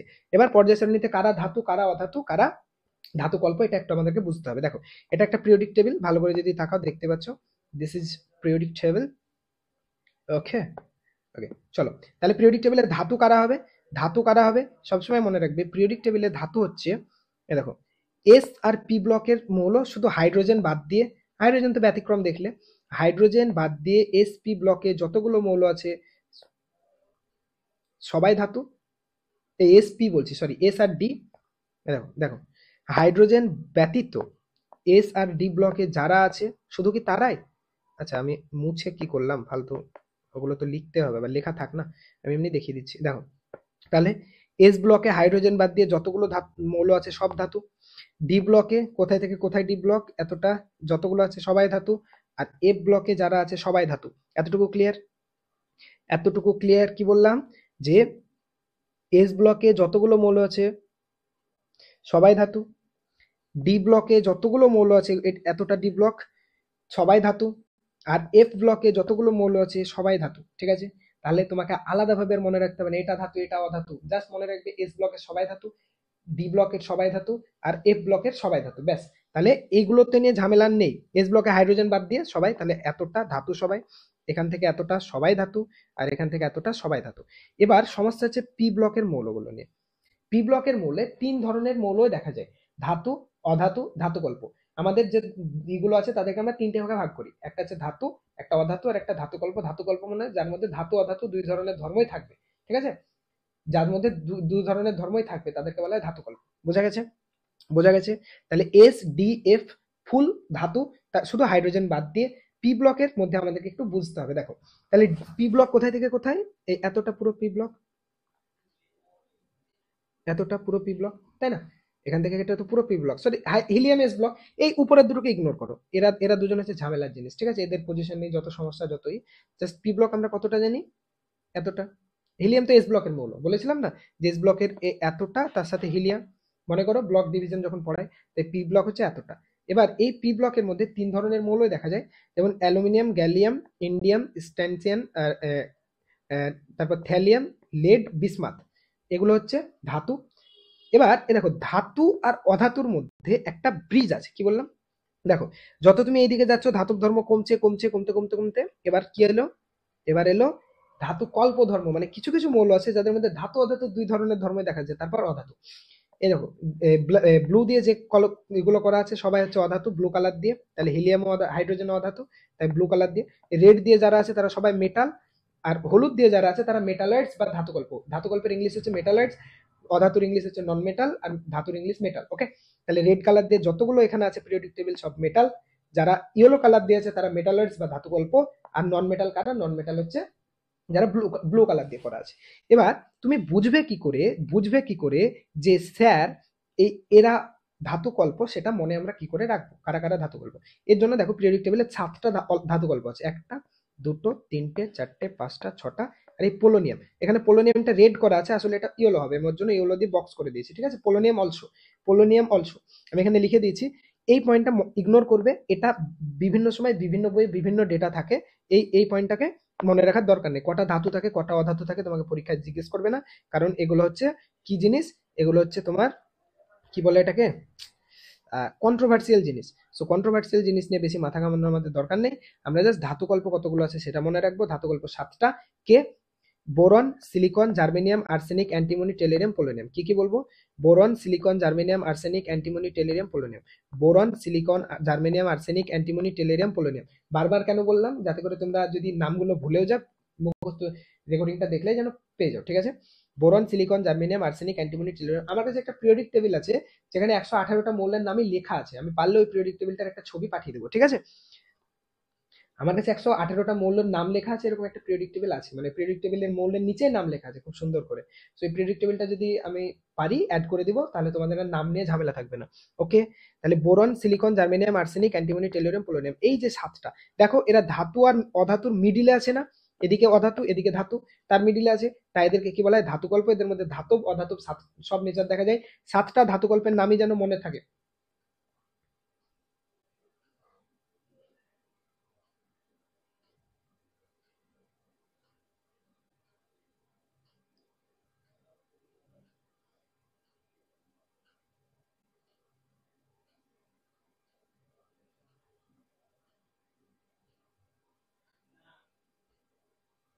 দেখো এইভাবে মনে রাখতে পারো, বেশি জেনে এসে শব্দে প্রবলেম, ঠিক আছে? কত সহজে মনে থাকবে, বেশি জেনে, জেনে দেখো জেনে জেনে জি, এসে সব, এসবি এসবি সব হয় না, সব থেকে এসবি, শব্দে প্রবলেম। মানে একটা ছেলে ধরো সবকিছু জেনে এসছে, বেশি জেনে চলে এসছে, দিয়ে সবকিছুতে ওর প্রবলেম হয়ে যাচ্ছে। কত সহজে মনে থাকবে? কি বললাম? বেশি জেনে এসে শব্দে প্রবলেম। ধাতু গল্পগুলো মনে রাখার জন্য এটা মনে রাখবে, বেশি জেনে এসে শব্দে প্রবলেম, ঠিক আছে? জেনে এসছে বেশি, তো সবকিছুতে প্রবলেম। ক্লিয়ার? বোঝা গেছে? আরেকবার বলে দিচ্ছি, বেশি জেনে এসে শব্দে প্রবলেম, বেশি জেনে এসে শব্দে প্রবলেম। দেখো জাস্ট পড়লে হয়ে যাচ্ছে, বে থেকে বোরন, সি থেকে সিলিকন, সি না উচ্চারণ করো, এস আই সি হয়ে যাচ্ছে। জেনে, জেনে থেকে জার্মেনিয়াম, এসে আর্সেনিক, এসে সব থেকে এসবি, ঠিক আছে? তে টেলেরিয়াম, আর পোলোনিয়াম, ঠিক আছে? প্রবলেম। ওকে, তাহলে বেশি জেনে এসে শব্দে প্রবলেম। এটা লিখে দিতে হবে নাকি? ঠিক আবার লিখে দিতে হবে? লিখে দিচ্ছে, নাহলে আবার ভুলে যাবে। বেশি জেনে এসে শব্দে প্রবলেম। ওকে, চলো তাহলে হয়ে গেল এখান থেকে, বেশি জেনে এসে শব্দে প্রবলেম। বোরন, এবার বেশি আবার কেউ আবার ই ভেবে না, বেরিলিয়াম ভেবে নিও না, ঠিক আছে? বের এসটা ইটা এমনি সেন্টেন্স মেলানোর জন্য। Boron, silicon, germanium, arsenic, antimony, tellurium, polonium, polonium. Okay okay, চলো।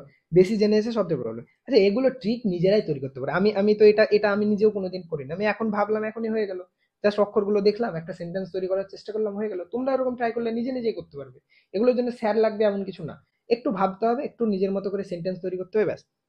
ওকে, চলো, ক্লিয়ার? তাহলে হয়ে গেল এটা আমাদের ধাতু গল্পগুলো মুখস্থ করা। তাহলে ধাতু গল্প 7টা, জাস্ট এটা মনে রাখবে, নামগুলো মনে রাখবে। ধাতু কোনগুলো? S block, D block, F ব্লকের সমস্ত ধাতু, আর পি ব্লকের কিছু আছে, এগুলো তোমাকে স্পেসিফিক ভাবে জিজ্ঞেস করবে না কোনটা ধাতু কোনটা অধাতু। মিডিলে এগুলোকে বলা হয় ধাতু গল্প, আর বাকিগুলো হচ্ছে কি? অধাতু। বাকি গল্প অধাতু। ওকে, হয়েছে? এবার এবার আমি যেটা বলছিলাম, তোমাদের পরীক্ষায় যে যে ইনফরমেটিভ কোশ্চেন গুলো দেয়, সেগুলো পর্যন্ত আমার নোটে লেখা আছে, সেগুলো তোমাদের আলাদাভাবে খাটতে হবে না। আমি এক জায়গায় কনজেস্টেড করে লিখে দিয়েছি সবকিছু, ঠিক আছে? কিরকম? সবচেয়ে হালকা মৌলকে সবাই জানো যে সবচেয়ে হালকা পারমাণবিক ক্রমাঙ্ক কার কম? 1 হাইড্রোজেন, এর মধ্যে একটাই প্রোটন আছে, অবভিয়াসলি সব থেকে হালকা হবে। আচ্ছা, সবচেয়ে ভারী মৌলকে 108 নম্বর মৌল অসজেনিয়াম, মনে রাখবে। সরি, অসজেনিয়াম বলছি, ওর নামটা অসজেনিয়াম, 118, ঠিক আছে? কি বললাম?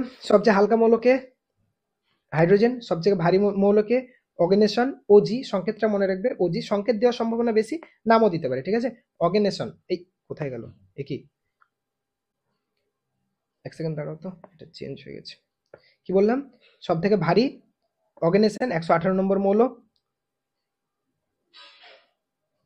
ওকে, তারপর সবচেয়ে হালকা ধাতু লিথিয়াম। দেখো ধাতু শুরু হচ্ছে, হাইড্রোজেন তো ধাতু না, দেখো খুব সহজ, এগুলো মুখস্থ করার কিছু নেই। আমাকে বলো, হাইড্রোজেন ধাতু? হাইড্রোজেন ধাতু? বলবে না স্যার হাইড্রোজেন ধাতু না। তো তারপরের মৌলটা কি আছে? হাইড্রোজেন, হিলিয়াম, হিলিয়াম ধাতু না। লিথিয়াম ধাতু স্যার, হ্যাঁ। তাহলে প্রথম ধাতু কে? লিথিয়াম। তার মধ্যে কটা ইলেকট্রন? তিনটে। তিনটে প্রোটন। তাহলে কে হবে সবচেয়ে হালকা? অবভিয়াসলি সেই হবে। তাই লিথিয়াম সব থেকে হালকা ধাতু। এটা মুখস্থ করার কি আছে? এতদিন তোমরা মুখস্থ করে করে এসছো সব থেকে হালকা ধাতু এটা, সব থেকে ভারী ধাতু এটা, চলো তাহলে কি সবচেয়ে হালকা ধাতু লিথিয়াম, সবথেকে ভারী ধাতু হচ্ছে অসমিয়াম। ঠিক আছে, মনে রাখবে 76 নম্বর মৌল অসমিয়াম হচ্ছে সব থেকে ভারী ধাতু। ওকে, 76 নম্বর মৌল অসমিয়াম হচ্ছে সব থেকে ভারী ধাতু। তরল ধাতু পারদ, আমি বলেছিলাম যে তরল হওয়া সত্ত্বে একটা ধাতু আছে তার নাম কি? পারদ। তরল অধাতু, মানে অধাতু আবার তরল এরকম কি? ব্রোমিন। ঠিক আছে, সবচেয়ে ভালো তড়িতের সুপরিবাহী, মানে কার মধ্যে দিয়ে সব থেকে ভালো কারেন্ট যায়? রূপা। তবে একটা পেজের মধ্যে তোমাদের যত এই টাইপের কোশ্চেন আছে সব কিছু অ্যাড করে দিয়েছি। ঠিক আছে, সবচেয়ে ভালো তড়িতের সুপরিবাহী রূপা। সবচেয়ে ভালো অধাতব তড়িৎ পরিবাহী, মানে কারেন্ট জেনারেলি ধাতু পরিবহন করে, কিন্তু এটা অধাতব হওয়া সত্ত্বেও কারেন্ট ভালো পরিবহন করে, সেটা হচ্ছে গ্রাফাইট। সবচেয়ে সক্রিয় ধাতু হচ্ছে ফ্রান্সিয়াম বা সিজিয়াম, মানে সবচেয়ে সক্রিয় মানে খুব সহজে বিক্রিয়া অংশগ্রহণ করে। তোমরা দেখলে না যে সিজিয়াম তাড়াতাড়ি ইলেকট্রন ছেড়ে দেয়, মানে কি? তাড়াতাড়ি বিক্রিয়া অংশগ্রহণ করছে। ইলেকট্রন কখন ছাড়বে? বিক্রিয়া অংশগ্রহণ করলে, তাই না? তাহলে সবচেয়ে সক্রিয় ধাতুকে ফ্রান্সিয়াম বা সিজিয়াম, যেটা অপশনে থাকবে, দুটো কখনো একসাথে দেবে না, যেটা থাকবে সেটা করবে। জেনারেলি সিজিয়াম ধরা হয়, তবে ফ্রান্সিয়ামকে তুমি ধরতে পারো। ওকে, সবচেয়ে সক্রিয় অধাতু ফ্লোরিন, সবাই জানে যে সবচেয়ে সক্রিয় অধাতু, ইলেকট্রন পেলেই নিজের কাছে টেনে নেবে, ইলেকট্রন পেলেই নিজের কাছে টেনে নেবে, তাই না? তাহলে সবচেয়ে সক্রিয় অধাতুকে, সক্রিয় মানে খুব তাড়াতাড়ি বিক্রিয়া অংশগ্রহণ করে, এর জন্য এটাকে কি বলা হয়? সুপার হ্যালোজেন বলা হয় না? সবচেয়ে সুপার হ্যালোজেন বলা হয়। সবচেয়ে সক্রিয় অধাতু ফ্লোরিন। সবচেয়ে বেশি আয়নাইজেশন শক্তি কার আছে? আমরা অলরেডি পড়লাম যে এদিক থেকে এদিকে গেলে, উপর থেকে নিচ থেকে উপরে গেলে কাকে টাচ করছে? হিলিয়ামকে। সবচেয়ে বেশি আয়নাইজেশন শক্তি হিলিয়াম। সবচেয়ে কম আয়নাইজেশন শক্তি সিজিয়াম। সবচেয়ে বেশি গলনাঙ্ক বিশিষ্ট ধাতুকে টাংস্টেন। এর জন্য বাল্বের যে ফিলামেন্ট সেখানে টাংস্টেন ধাতু দিয়ে তৈরি করা হয়, যাতে করে প্রচুর পরিমাণে কারেন্ট গিয়ে প্রচুর হিট হলেও যেন এটা না নষ্ট হয়। ওকে, তারপর সবচেয়ে বেশি ইলেকট্রন আসক্তি কার? ক্লোরিনের। সবচেয়ে বেশি তড়িৎ ঋণাত্মকতা কার? ফ্লোরিনের। সবচেয়ে তীব্র জারক কে? ফ্লোরিন। সবচেয়ে তীব্র বিজারক লিথিয়াম। কোন গ্রুপের সব মৌলগুলি গ্যাসীয়? 0 বা 18 নম্বর গ্রুপ বা নিষ্ক্রিয় শ্রেণীর যতগুলো মৌল আছে সব গ্যাসীয়, আর অন্য কোনো গ্রুপে এরকম নেই। একমাত্র গ্রুপ যেটা হচ্ছে 18 নম্বর গ্রুপ, যেখানে যতগুলো মৌল আছে সব হচ্ছে গ্যাস। আচ্ছা, তারপর কত নম্বর গ্রুপে গ্যাসীয় তরল কঠিন সব ধরনের মৌল বর্তমান? 17 নম্বর গ্রুপে। গ্রুপ 17 যদি তাকাও, এখানে গ্যাসীয় মৌল আছে ক্লোরিন, তরল আছে ব্রোমিন, আবার কঠিনও আছে আয়োডিন। তাহলে একটাই গ্রুপ যেখানে কঠিন, গ্যাস, তরল 3 ধরনের মৌল আছে, অন্য কোনো গ্রুপে তুমি পাবে না। পিরিয়ডিক টেবিল খুলে দেখো, সব ধাতু, সব ধাতু, সব ধাতু, সব ধাতু, এখানে এসে এখানে ধাতু অধাতু, ধাতু ধাতুকল্প সব আছে, মানে তরল বা গ্যাস নেই, ধাতু নাহলে ধাতুকল্প। এখানেও তাই, ধাতু ধাতুকল্প। ধাতু ধাতুকল্প 1 নম্বর একটা গ্রুপ, যেখানে এসে fluorine gas, chlorine gas, bromine তরল, আয়োডিন কি? কঠিন। তাহলে কঠিন, তরল, গ্যাস, তিন ধরনের মৌলই একটা পিরিয়ডিক টেবিলে একটা গ্রুপে আছে, সেটার নাম কি? গ্রুপ 17। একটা গ্রুপে আছে 3 ধরনের মৌল, যেমন গ্যাসীয় হচ্ছে ক্লোরিন বা ফ্লোরিন যা লিখবে, তরল ব্রোমিন, আর কঠিন হচ্ছে আয়োডিন। আর এক পরমাণু গ্যাস কাদেরকে বলা হয়? Nobel gas. কেন? কারণ বাকি যতগুলো মৌল গ্যাস তৈরি করে তারা দ্বিপরমাণু বা ত্রিপরমাণু হয়, যেমন oxygen gas, fluorine gas, chlorine gas, দেখো দুটো করে পরমাণু নিয়ে, ওজোন গ্যাস O3, তারপর হচ্ছে এগুলো দেখো সব সালফার S2, সব হচ্ছে দ্বিপরমাণু গ্যাস। ঠিক আছে, একমাত্র নিষ্ক্রিয় গ্যাসগুলো হচ্ছে এক পরমাণু, মানে এরা যেহেতু বিক্রিয়া অংশগ্রহণ করে না, তাই এরা নিজেরাই গ্যাস, নিজেরাই গ্যাস। হিলিয়াম, তারপর হচ্ছে নিয়ন, ক্রিপ্টন, জেনন, এরা অলরেডি গ্যাস। ঠিক আছে, বোঝা গেল? তাহলে এক পরমাণু গ্যাস মানে একটা মাত্র পরমাণু নিয়ে তৈরি গ্যাস, কোন গ্রুপের মৌলগুলো? নোবেল গ্যাসগুলো। দেখো, তাহলে তুমি আইডিয়া করতে পারছো না এই টাইপের কোশ্চেন গুলো, মানে এক জায়গাতে একটা পেজের মধ্যে সবকিছু অ্যাড করা আছে। তোমাদের কাজ জাস্ট এগুলো পড়া, তোমাদের কাজ জাস্ট এগুলো টুকটুক টুকটুক করে পড়ে আমাকে উদ্ধার করা, পরীক্ষায় পাস করে নিজের বাপমার নাম উজ্জ্বল করা। এমনিও বাপমার নাম উজ্জ্বল, তোমাদের জন্য একটু ডুবে ছিল, তাই যেটুকু ডুবিয়েছো বাপমার নাম সেটুকু আবার উজ্জ্বল করবে পরীক্ষাটা পাস করে। ঠিক আছে,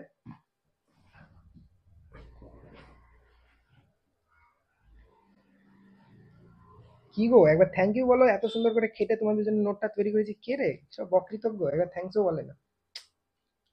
ছি।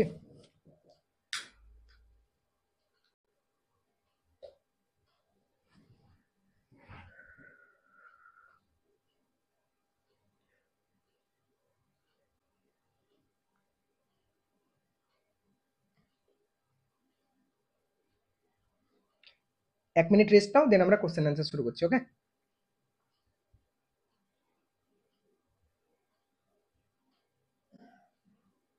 এবার আমাকে জাস্ট রিভিউ দাও, পিরিয়ডিক টেবিল কেমন লাগলো পড়তে?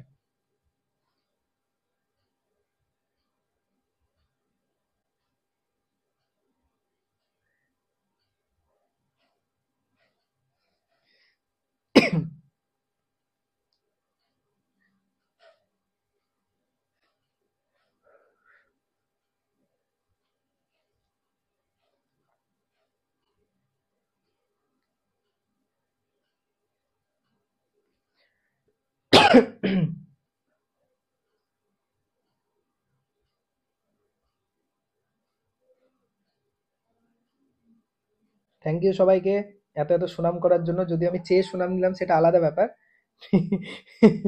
সেটা ব্যাপার না, বাট সুনাম তো করলে, চেয়ে হোক বা না চেয়ে হোক।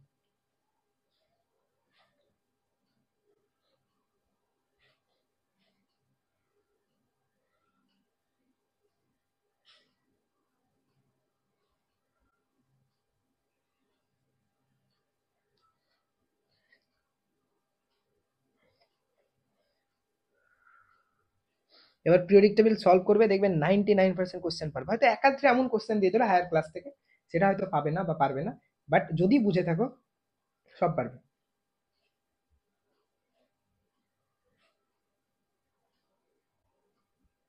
চলো তাহলে এবার কিউএনএ শুরু করি, কোশ্চেন অ্যান্সার।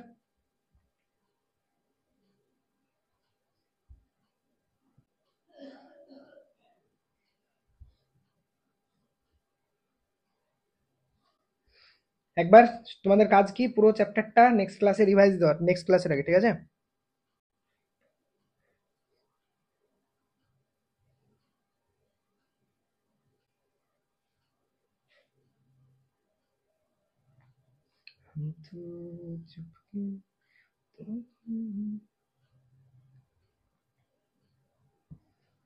রিভাইজ দিবে অবশ্যই, আজকে শেষ হয়ে গেল, কালকের মধ্যে যেন পুরো চ্যাপ্টারটা একবার রিভাইজ হয় সবার। কেমিস্ট্রি এত ভালো লাগছে পড়তে স্যার, কি বলবো, থ্যাংক ইউ।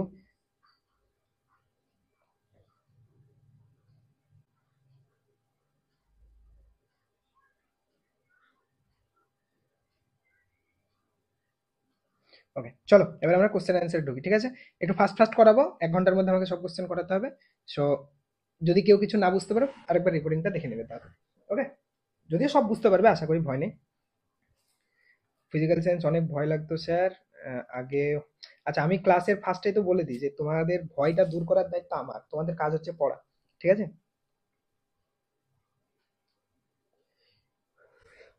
প্রীতি দানরে বলছে আমি, আপনি এত ভালো করে পড়াচ্ছেন, আমি আগে এগুলো দেখে কি না কি ভাবতাম। এগুলো কিছু না, খুব সহজ। যারা, আমি আগেই তো বলেছি যে আমার কাছে যদি ফিজিক্স কেমিস্ট্রি শিখতে চাও, দেন তোমাদের একটাই ক্রাইটেরিয়া, সেটা কি? সেটা হচ্ছে ফার্স্ট ক্লাসের ফার্স্ট অর্ড থেকে দেখতে দেখতে এসো, ব্যাস সব বুঝতে পারবে। আর যদি ওরকম না করো, সিকোয়েন্স মেনটেন না করো, দেন সব উপর দিয়ে যাবে, কিছু বুঝতে পারবে না। ওকে, আচ্ছা যারা নিউ স্টুডেন্ট ঢুকেছিলে তাদেরকে আমি বলেছিলাম কেমিস্ট্রি থেকে শুরু করো, ফিজিক্সের গুলো দেখবে। তারা কেমিস্ট্রি বুঝতে পারলে তো সবটা? তারা কেমিস্ট্রি সব বুঝতে পারলে তো? একবার জানাবে, ঠিক আছে? নিউ যারা স্টুডেন্ট পরে জয়েন হয়েছিল, কেমিস্ট্রি থেকে শুরু করেছিলে, যার যার তোমাদের ফিজিক্স গুলো হয়নি, একদম ওখানেও ভুল করবে না, একদম ফার্স্ট থেকে দেখতে দেখতে আসবে, ঠিক আছে? একদম যে আমাদের ফার্স্ট লেকচার আছে, লেকচার অন দেখার দরকার নেই, ওটা পড়াইনি, তারপরে ওখানে জাস্ট আমি কিভাবে পড়বে কিভাবে কি করবে সেগুলো বলেছিলাম, আর ওটা ভিডিওটা ঠিকঠাক হয়েছিল না, কিছু একটা প্রবলেম হয়েছিল। ঠিক আছে, চলো প্রথম দেখো, ফার্স্ট কোশ্চেন বলেছে পর্যায় সারণীতে সন্ধিগত মৌলের সংখ্যা, এটা মনে রাখবে।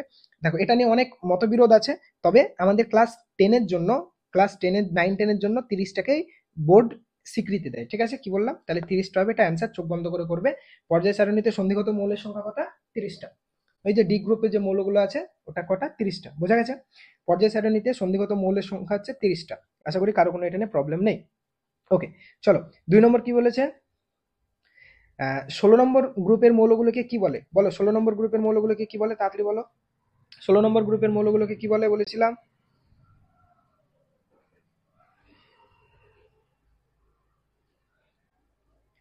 16 নম্বর গ্রুপের মৌলগুলোকে কি বলে? গুড, কি? চ্যালকোজেন, তাই না? বলেছিলাম যে 16 নম্বর গ্রুপের মৌলগুলোকে কি বলে? চ্যালকোজেন। তাহলে আমাদের 2 নম্বরটা হয়ে গেল। 3 নম্বর দেখো, সব কোশ্চেন পারবে। বলেছে একটি ক্ষারীয় মৃত্তিকা ধাতু, ক্ষারীয় মৃত্তিকা ধাতু, ঠিক আছে? ক্ষার ধাতু না, ক্ষারীয় মৃত্তিকা ধাতু। এই টাইপের কোশ্চেনগুলোকে কি করে করবে দেখো। প্রথম কথা, এলিমিনেশন করতে হবে তোমাকে। এই টাইপের কোশ্চেনে কি করতে হবে? এলিমিনেশন। কারণ তোমাকে ধরো এমন একটা ধাতু দিয়ে দিল, বা এমন একটা ধাতু দিয়ে দিল যেটা তুমি জানো না, তাহলে এলিমিনেশন করা তোমাকে শিখতে হবে, বাকিগুলো বাদ দিয়েও শিখতে হবে। দেখো তুমি জানো সোডিয়াম ক্ষার ধাতু, ম্যাগনেসিয়াম ক্ষারীয় মৃত্তিকা ধাতু, পটাশিয়াম ক্ষার ধাতু, এই সরি ম্যাগনেসিয়াম ইগনোর করো, অ্যান্সার তো বলেই দিলাম। পটাশিয়াম ক্ষারীয় মৃত্তিকা, এই ক্ষার ধাতু, কপার, কপার জানো মুদ্রা ধাতু, তাহলে পড়ে থাকলো কে? ম্যাগনেসিয়াম। যদি না জানো, এমনি তো জানোই যে ম্যাগনেসিয়াম সেকেন্ড গ্রুপের মৌল, মানে ম্যাগনেসিয়াম হবে অ্যান্সার।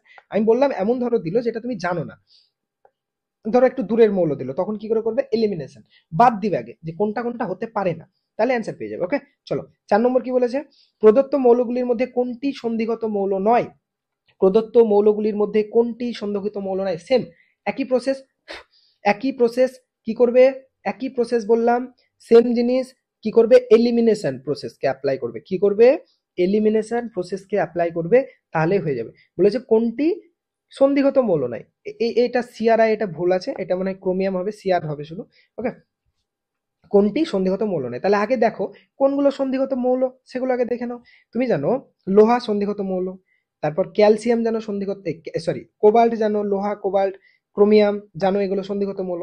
বা তোমাকে বলেছে কোনটি সন্ধিগত মৌল নয়, তুমি ডাইরেক্ট খুঁজো যে 1 নম্বর 2 নম্বর বা 13 14 15 16 17 এই গ্রুপের মধ্যে কোন মৌলটা আছে? ক্যালসিয়াম 2 নম্বর গ্রুপের মৌল, তাহলে ক্যালসিয়াম হবে সন্ধিগত মৌল নয়। এটা কি? ক্ষারীয় মৃত্তিকা ধাতু। ক্যালসিয়াম কি ক্ষারীয় মৃত্তিকা ধাতু, তাহলে 4 নম্বর হয়ে গেল। 5 নম্বর কি বলেছে? প্রদত্ত কোনটির পারমাণবিক ব্যাসার্ধ সর্বাধিক? এই যে মৌলগুলো দেওয়া আছে তাদের মধ্যে কার পারমাণবিক ব্যাসার্ধ সব থেকে বেশি? আমি আগেও বলেছি, প্রথম তোমার কাজ হচ্ছে এরা পিরিয়ড বরাবর আছে না শ্রেণী বরাবর আছে সেটা দেখা। প্রথম তোমার কাজ হচ্ছে এরা পিরিয়ড বরাবর আছে না শ্রেণী বরাবর আছে সেটা দেখা।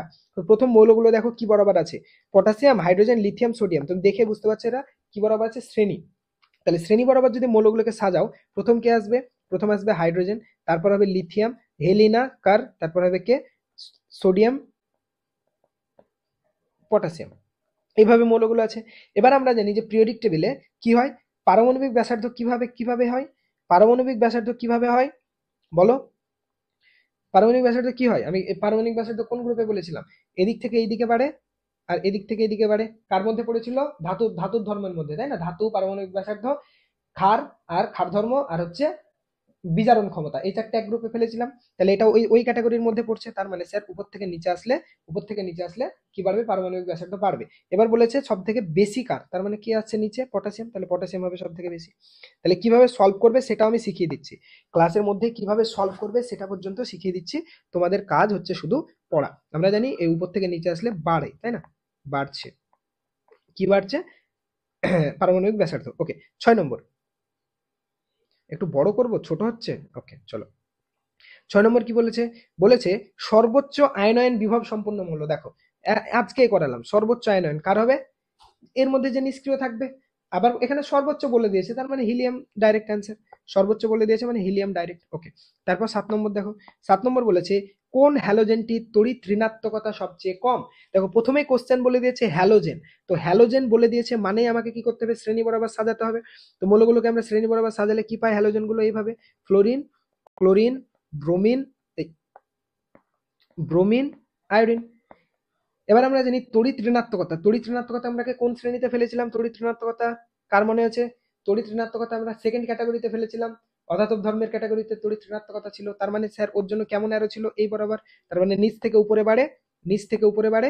তার মানে স্যার এদিক থেকে এদিকে গেলে কি হবে? ইলেকট্রন, তড়িৎ ঋণাত্মকতা বাড়বে। তার মানে কম কার? কম আয়োডিনের।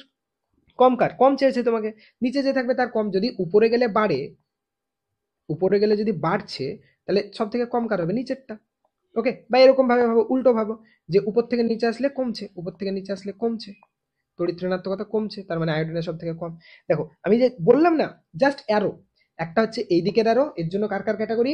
ধাতু, ক্ষার, বিজারণ ধর্ম আর পারমাণবিক ব্যাসার্ধ। আর একটা হচ্ছে এরকম অ্যারো। অ্যারো দুটো কার জন্য বলেছিলাম? বাড়ার জন্য, তাই না? একটা এরকম অ্যারো। তার মানে এটা হচ্ছে তড়িৎ ঋণাত্মকতা, তড়িৎ ঋণাত্মকতা সেকেন্ড ক্যাটাগরিতে আছে, সেকেন্ড ক্যাটাগরির জন্য কেমন অ্যারো? এইরকম। তার মানে উপর, নিচ থেকে উপরে বাড়ছে, তার মানে ফ্লোরিনের সব থেকে বেশি, আয়োডিনের সব থেকে কম। হয়ে গেল সলভ, ব্যাস, অ্যাজ সিম্পল অ্যাজ দ্যাট। এভাবে মনে রাখতে হবে, ঠিক আছে? এই অ্যারোটা কিন্তু ভীষণ ইম্পর্টেন্ট তোমাদের কোশ্চেন সলভ করার জন্য। ওকে, ক্লিয়ার? তাহলে আয়োডিন হলো অ্যান্সার। দেখছো কত সহজ, আমি যেভাবে পড়িয়েছি ওইভাবে যদি পড়ো। আচ্ছা, 8 নম্বর বলেছে প্রদত্ত কোন মৌলটির ইলেকট্রন আসক্তি শূন্য? ইলেকট্রন গ্রহণ করতেই চায় না, কে? অবভিয়াসলি কে হবে? নিষ্ক্রিয় মৌল। যে নিষ্ক্রিয় মৌল সে চায় না ইলেকট্রন ছাড়তে, না গ্রহণ করতে, মানে ইলেকট্রন আসক্তি শূন্য। এখানে নিষ্ক্রিয় কে আছে? নিয়ন, তাহলে নিয়ন হয়ে গেল অ্যান্সার। নিয়ন হয়ে গেল অ্যান্সার। 9 নম্বর বলেছে পর্যায় সারণীতে শেষ প্রাকৃতিক মৌল কোনটি? আমি এটাও পড়িয়েছি, কি ইউরেনিয়াম ছিল 92, ইউরেনিয়াম যার পারমাণবিক ক্রমাঙ্ক কত? 92, মানে এর মধ্যে 92টা প্রোটন আছে, তাই না? ইউরেনিয়াম 92, এ হলো কি? এ হলো প্রাকৃতিক ভাবে পাওয়া শেষ মৌল, তারপরে যতগুলো মৌল সব ল্যাবে তৈরি করা হয়েছে। আচ্ছা 10 নম্বরের অ্যান্সারটা করো তো। অক্সিজেন, নাইট্রোজেন, ক্লোরিন, ফ্লোরিন মৌলগুলিকে তড়িৎ ঋণাত্মকতার ক্রম হলো, তড়িৎ ঋণাত্মকতার ক্রম কোনটা তাই জিজ্ঞেস করেছে। করো এটা, দেখি কে করতে পারে এটা। তড়িৎ ঋণাত্মকতা,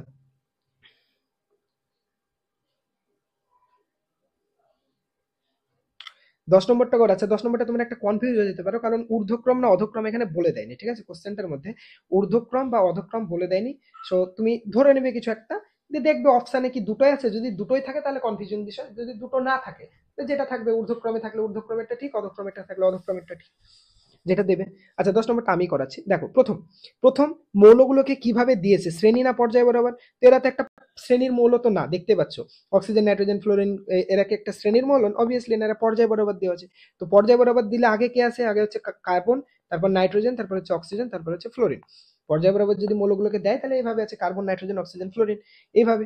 আচ্ছা তার মানে এবার আমরা জানি যে তড়িৎ ঋণাত্মকতা সেকেন্ড ক্যাটাগরি পড়ছে, মানে এদিক থেকে এদিকে গেলে বাড়বে, এদিক থেকে এদিকে গেলে বাড়বে, তাহলে অ্যারোটা কোন দিকে? তার মানে এদিক থেকে এদিকে গেলে বাড়বে, তার মানে ফ্লোরিনের তড়িৎ ঋণাত্মকতা সব থেকে বেশি আর কার্বনের কম অপশন অনুসারে। তাহলে ফ্লোরিন হচ্ছে সব থেকে বেশি, তার থেকে কম হচ্ছে অক্সিজেন, তার থেকে কম হচ্ছে নাইট্রোজেন, তার থেকে কম হচ্ছে কার্বন। আচ্ছা এটা একটা হতে পারে। আবার যদি ঊর্ধ্বক্রমে লেখো তাহলে কি হবে? কার্বনের সব থেকে কম, তার থেকে বড় হচ্ছে নাইট্রোজেন, তার থেকে বেশি হচ্ছে অক্সিজেন, তার থেকে বেশি হচ্ছে ফ্লোরিন। ওকে, দুটো। এবার অপশানে দেখো কোনটা দেওয়া আছে, যেহেতু এখানে ঊর্ধ্বক্রম বা অর্ধক্রম বলেনি তাই তুমি দুটোই তৈরি করো, দেন দেখো অপশানে কোনটা আছে। তো অপশানে দেখতে পাচ্ছ এটা আছে। দুটোই কি অপশানে আছে? নেই। মানে বেসিক্যালি কোশ্চেনটা আসলে চেয়েছিল অধক্রমে, মানে বড় থেকে ছোট। ওকে, তার মানে আমাদের অপশন বি হয়ে গেল right answer. Oxygen, fluorine, oxygen, nitrogen, carbon. Fluorine, oxygen, nitrogen, carbon. কারো বুঝতে প্রবলেম হচ্ছে কোশ্চেন সলভ, কোশ্চেন কিভাবে সলভ করছি বুঝতে কারো কোনো সমস্যা হচ্ছে? একবার জানাবে কারো কোনো প্রবলেম হচ্ছে কিনা। এবার 11 নম্বর কোশ্চেনটা একটা দারুণ কোশ্চেন। বলেছে কোন আয়নটি সব থেকে ছোট? কি বলেছে? কোন আয়নটি সব থেকে ছোট? এটা বোঝার জন্য আমাদেরকে একটু কনসেপ্ট বুঝতে হবে। আইসো ইলেকট্রন বলে একটা কনসেপ্ট আছে, সেই কনসেপ্টটা একটু বুঝতে হবে। ওকে, আইসো ইলেকট্রন কনসেপ্টটা একটু বুঝতে হবে। বোঝা গেল? বোঝা গেল? সেটা আমরা দেখবো। 11 নম্বর কোশ্চেনটার অ্যান্সার আমরা দেখবো। আচ্ছা আমি এই পিডিএফই করে দেওয়ার চেষ্টা করছি, তাহলে তোমাদেরকে এক্সট্রা করে। আচ্ছা তোমাদেরকে এই পিডিএফ আজ কিছু লিখেছিলাম, এই পিডিএফ এ, ও আচ্ছা এই পিডিএফ এ তো লিখেছি, তার মানে তো এটাও দিতে হবে। তাহলে এখানেই করাচ্ছি, চলো। 11 নম্বর কোশ্চেনটা আমাদেরকে কি বুঝতে হবে? আগে আইসো ইলেকট্রনিকের একটু কনসেপ্ট বুঝতে হবে। আচ্ছা বলেছে, বলেছে কোশ্চেনটা আরেকবার দেখো, কোথায় ছিল গো? এই তো, এই, না এটা না, কোনটা কোনটা, এটা। ওকে, বলেছে কোন আয়নটি সব থেকে ছোট? Na plus, F minus, O2 minus, N3 minus. আচ্ছা এগুলোর আগে বৈশিষ্ট্যটা একটু বোঝো, এগুলো আগে কি হচ্ছে সেটা আগে দেখো। দেখো Na প্লাস মানে কি হয়েছে? এর মধ্যে 11টা ইলেকট্রন ছিল, 11টা ছিল, একটা ছেড়ে দিয়েছে, তার মানে Na প্লাস এর মধ্যে কটা ইলেকট্রন আছে? 10টা ইলেকট্রন। এটুকুনে কারো আপত্তি নেই। 11টা ছিল প্লাস 1 আছে, মানে কি একটা ছেড়ে দিয়েছে। আচ্ছা তারপর F মাইনাস, F মানে কটা ইলেকট্রন থাকে? 9টা। ফ্লোরিনের কটা ইলেকট্রন থাকে? 9। আচ্ছা একটা গ্রহণ করেছে, মাইনাস মানে একটা গ্রহণ, তার মানে এর কটা ইলেকট্রন? 10টা। আচ্ছা তারপর O2 মাইনাস বলেছে, O2 মাইনাস, ও মানে কত? 8। 8টা ইলেকট্রন অলরেডি ছিল, কটা গ্রহণ করেছে? দুটো, তার মানে এরও 10টা ইলেকট্রন। আচ্ছা তারপর কি বলেছে? তারপর বলেছে N3 মাইনাস, তো নাইট্রোজেনের থাকে 7টা, 3টে গ্রহণ করেছে, মানে এরও 10টা। তার মানে এই যে আয়নগুলো বলেছে সবার মধ্যে কটা করে ইলেকট্রন আছে? সবার মধ্যে কটা করে ইলেকট্রন আছে? তুমি বলবে স্যার সবার মধ্যে 10টা করে ইলেকট্রন আছে। সবার মধ্যে 10টা করে ইলেকট্রন আছে। এই দেখো এই জিনিসটাকে বলা হয় আইসো ইলেকট্রনিক। এদেরকে কি বলা হয়? আইসো ইলেকট্রনিক। মানে কি? বা আইসো ইলেকট্রন। আইসোইলেকট্রনিক মানে কি? যে সমস্ত আয়নের মধ্যে সমান সংখ্যক কি থাকবে? ইলেকট্রন থাকবে। যে সমস্ত আয়নে সমান সংখ্যক ইলেকট্রন থাকে তাদেরকে একে অপরের আইসোইলেকট্রন বলা হয়। কি বললাম? যে সমস্ত আয়নের মধ্যে সমান সংখ্যক ইলেকট্রন থাকে তাদেরকে একে অপরের আইসো ইলেকট্রন বলা হয়। ওকে, এবার আইসো ইলেকট্রন তো বুঝলাম। এবার দেখো তাহলে সবার মধ্যে লাস্ট মানে টোটাল ইলেকট্রনের সংখ্যা সমান। এবার বলেছে কার আকার ছোট? আমাকে বলো এখানে 10টা ইলেকট্রনকে, আচ্ছা ইলেকট্রন 10টা হলো, প্রোটনের সংখ্যা কি চেঞ্জ হয়েছে? এর মধ্যে 11টা প্রোটনই আছে, এর মধ্যে 9টা প্রোটনই আছে, এর মধ্যে 8টা প্রোটনই আছে, এর মধ্যে 7টা প্রোটন আছে। যা প্রোটন তো চেঞ্জ হয় না, জাস্ট ইলেকট্রন চেঞ্জ হয়। তাহলে প্রোটন যখন চেঞ্জ হয়নি তাহলে আমাকে কি বলো? তাহলে এখানে দেখো 11টা প্রোটন 10টা ইলেকট্রনকে নিজের দিকে টানছে। এখানে 9টা প্রোটন 10টা ইলেকট্রনকে টানছে, এখানে 8টা প্রোটন 10টা ইলেকট্রনকে টানছে, 7টা প্রোটন 10টা ইলেকট্রনকে টানছে। তোমার লজিক অনুসারে কে বেশি টানতে পারবে? অবভিয়াসলি যার মধ্যে ইলেকট্রন যত বেশি, সরি প্রোটন যত বেশি, কারণ সবার মধ্যে ইলেকট্রন সেম, প্রোটনের ভিন্নতা। তাহলে যার মধ্যে প্রোটন বেশি সে বেশি ইলেকট্রনকে নিজের কাছে টানতে পারবে। আমাকে বলো 11টা প্রোটন 10টা ইলেকট্রনকে যতটা টেনে নিজের কাছে আনতে পারবে, নিশ্চয়ই নাইট্রোজেনের 7টা প্রোটন 10টা ইলেকট্রনকে টেনে নিজের কাছে ততটা আনতে পারবে না। তুমি বলবে হ্যাঁ স্যার, তার মানে এর কক্ষটা বেশি নিউক্লিয়াসের কাছে ছড়ে আসবে, তার মানে কি? তার মানে ওর আকারও তত ছোট হবে। বোঝাতে পারলাম? তাহলে ওর আকার, তার মানে যেহেতু এর মধ্যে প্রোটন সংখ্যা বেশি, তাই এর আকার কি হবে? আকার সব থেকে ছোট। বোঝা গেছে না যায়নি? আকার সব থেকে ছোট। ক্লিয়ার হয়েছে? কারো ডাউট আছে এটা নিয়ে? সোডিয়ামের তাহলে অ্যান্সার হয়ে গেল আমাদের কি? আকার কার ছোট? সোডিয়াম। আর সব থেকে বড় এখানে কার হবে? নাইট্রোজেনের, কারণ 7টা প্রোটন এখানে 10টা ইলেকট্রনকে টানছে। তাহলে আমরা এখান থেকে বলতে পারি যে আইসো ইলেকট্রনের গুলোর মধ্যে যার প্রোটন সংখ্যা সব থেকে বেশি তার আকার সব থেকে কম। তাই যতগুলো আইসো ইলেকট্রন আছে, মানে যারা যারা আইসো ইলেকট্রন হবে, তাহলে কি আইসো ইলেকট্রন গুলির মধ্যে যার প্রোটন সংখ্যা সর্বাধিক তার আকার সর্বনিম্ন। বোঝা গেল? তাহলে তোমাদেরকে কিছু এত খাটারও দরকার নেই, জাস্ট স্টেটমেন্টটা একবার বুঝে মুখস্থ করে নিবে, মনে রাখবে, তাহলে তো হয়ে গেল। তাহলে এর প্রোটন সংখ্যা 11টা ছিল, তাই এ হলো সব থেকে ছোট। ক্লিয়ার? চলো, তাহলে আমাদের 11 নম্বর কোশ্চেনের অ্যান্সার সলভ হয়ে গেল। ওকে, চলো তারপরেরটা দেখো। 12 নম্বর কোশ্চেন কি বলেছে? দীর্ঘ পর্যায় সারণীতে কোন শ্রেণীতে হ্যালোজেন মৌলগুলো অবস্থিত? দীর্ঘ পর্যায় সারণীতে কোন শ্রেণীতে হ্যালোজেন মৌলগুলো অবস্থিত? এটা তো বাচ্চাদের কোশ্চেন। তুমি বলবে এ স্যার কি কোশ্চেন জিজ্ঞেস করছেন এসব? কি বলেন, আমাদেরকে অপমান করছেন স্যার। আপনি এত ভালো করে পড়ালেন দিয়ে আবার এসব কোশ্চেন জিজ্ঞেস করছেন। শ্রেণী 17, তাই না? 17 নম্বর শ্রেণীর মৌলগুলো হচ্ছে কি বলা হয়? 17 নম্বর শ্রেণীর মৌলগুলোকে হ্যালোজেন বলে। ওকে, তারপর বলেছে কোনটি ক্ষার ধাতু নয়? দেখো, কোনটি ক্ষার ধাতু, আবার কি বলেছি, এরকম কোশ্চেন আসলে কি অ্যাপ্লাই করবে? এলিমিনেশন। কোনটি ক্ষার ধাতু নয় তাই বলেছে, তাহলে ক্ষার ধাতু কোনগুলো সেটা দেখো। তাহলে কোনটি ক্ষার ধাতু নয় বলেছে, তাহলে কোনগুলো ক্ষার ধাতু দেখো। তুমি জানো পটাশিয়াম, রুবিডিয়াম, সিজিএম এগুলো হচ্ছে সব 1 নম্বর গ্রুপের মৌল, মানে এরা ক্ষার ধাতু। তাহলে পটাশিয়াম, অ্যালুমিনিয়াম অ্যান্সার হবে। কেন? অ্যালুমিনিয়াম ক্ষার ধাতু না, তাই না? অ্যালুমিনিয়াম ক্ষার ধাতু না। ওকে, চলো তাহলে 13 নম্বর হয়ে গেল। আচ্ছা, তারপর 14, আধুনিক পর্যায় সারণীতে নোবেল গ্যাসগুলির অবস্থান কোথায়? 18 নম্বর শ্রেণীতে। আধুনিক পর্যায় সারণীতে নোবেল গ্যাসগুলো কোথায় থাকে? 18, গ্রুপ 18-এ, তাই না? আধুনিক পর্যায় সারণীতে গ্রুপ 18-এ। ওকে, চলো। 15, একাধিক যোজ্যতা দেখা যায়। এই জায়গাটা আমি পরে বলবো ভেবেছিলাম, আমার বলা হয়নি। কি একাধিক যোজ্যতা? দেখো, ডি গ্রুপ আর এফ গ্রুপের মৌলগুলোর মধ্যে একাধিক যোজ্যতা দেখা যায়। ঠিক আছে? ডি গ্রুপের মৌলগুলোকে বলা হচ্ছে সন্ধিগত মৌল, আর এফ গ্রুপের মৌলগুলোকে বলা হচ্ছে আন্তঃসন্ধিগত মৌল। আমার বাংলাটা অ্যাকুরেট মনে নেই, কেউ একবার বইয়ে দেখে নেবে। যদি ইংলিশটা শোনো তাহলে হচ্ছে inner transitional element. Transitional element মানে হচ্ছে সন্ধিগত মৌল, আর ইনার ট্রানজিশনাল এলিমেন্ট মানে হচ্ছে এফ গ্রুপের মৌলগুলোকে বলে। ঠিক আছে? আমার বাংলাটা যতটা মনে আছে এরকমই আছে, আন্তঃসন্ধিগত মৌল। যাই হোক, তাহলে মনে রাখবে যে এই সন্ধিগত মৌলগুলোর আলাদা আলাদা যোজ্যতা থাকতে পারে। যেমন লোহা লোহার যোজ্যতা কখনো মৌল বুঝে 2 হতে পারে, 3ও হতে পারে, আলাদা আলাদা যোজ্যতা। লোহা কি সন্ধিগত মৌল, তাহলে সন্ধিগত মৌলের যোজ্যতা একাধিক হতে পারে। ঠিক আছে? একের থেকে বেশি, কখনো 2, কখনো 3। সে ডিপেন্ড করছে কিরকম বিক্রিয়ায় অংশগ্রহণ করছে তার উপর বেস করে লোহার আলাদা আলাদা যোজ্যতা হতে পারে। কপার, তোমরা কেমিস্ট্রি পড়তে পড়তে দেখবে কখনো মৌল তৈরি হবে সিইউও, আবার কখনো তৈরি হবে Cu2O। তাহলে কি হলো এখানে? একই তো, এটাও ঠিক এটাও ঠিক। তুমি বলবে যে স্যার কপার এর যোজ্যতা হয় 2, অক্সিজেনের যোজ্যতা 2, তাহলে 2 2 কেটে গেল, তাহলে Cu2O ঠিক স্যার। এটা ভুল না, সন্ধিগত মৌলের ক্ষেত্রে আলাদা যোজ্যতা দেখা যেতে পারে। যেমন এটাও ঠিক এটাও ঠিক। কেন ঠিক? এটাকে বলা হয় কিউপ্রিক অক্সাইড, এটাকে বলা হয় কিউপ্রাস অক্সাইড। আমরা যখন অ্যাসিড ক্ষার পড়বো তখন এই জিনিসগুলো শিখবো। ঠিক আছে? অ্যাসিড ক্ষার যখন পড়বো তখন কাকে কিউপ্রিক কাকে কিউপ্রাস বলা হয় সেগুলো আমরা ডিটেলসে শিখবো। তাহলে এটাও ঠিক এটাও ঠিক। তাহলে দেখতে পাচ্ছ এইখানে কপারের যোজ্যতা কত? 2, এখানে কপারের যোজ্যতা কত? 1। কেন? একটা অক্সিজেন আছে, তাই না? তাহলে কপারের যোজ্যতা 1 2 দুটো হতে পারে, লোহার যোজ্যতা 1 2। লোহা দেখবে কখনো এরকম মৌল তৈরি করছে Fe2O3, এখানে লোহার যোজ্যতা কত? 3। আবার লোহা কখনো এরকম যৌগ তৈরি করছে FeO, এখানে লোহার যোজ্যতা 2, এখানে লোহার যোজ্যতা 3। তাহলে দেখতেই পাচ্ছ যে সন্ধিগত মৌলগুলোর আলাদা আলাদা যোজ্যতা হতে পারে। কারো কোনো প্রবলেম আছে? কারো কোনো প্রবলেম আছে? আচ্ছা, ওটাই বাংলা না, আন্তঃসন্ধিগত মৌল। ওকে, ঠিক আছে। চলো, 16 নম্বর মৌলটা বলেছে পারমাণবিক ব্যাসার্ধের সঠিক ক্রম।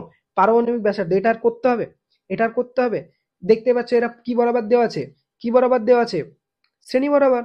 পটাশিয়াম, লিথিয়াম, সোডিয়াম শ্রেণী বরাবর আছে। তাহলে শ্রেণী বরাবর থাকলে কি হবে? যত নিচের দিকে যাবে পারমাণবিক ব্যাসার্ধ বাড়বে। তাহলে পটাশিয়ামের সব থেকে বেশি হবে, সোডিয়ামের কম, লিথিয়ামের আরো কম। তাহলে এটা অ্যান্সার হয়ে গেল 16 নম্বরের। 16 ডি অ্যান্সার হয়ে গেল। আচ্ছা, 17 নম্বর বলেছে কোনটি চ্যালকোজেন মৌল? চ্যালকোজেন মৌল কত নম্বর গ্রুপের মৌলগুলোকে? 16। তো 16 নম্বর গ্রুপে কে কে থাকে?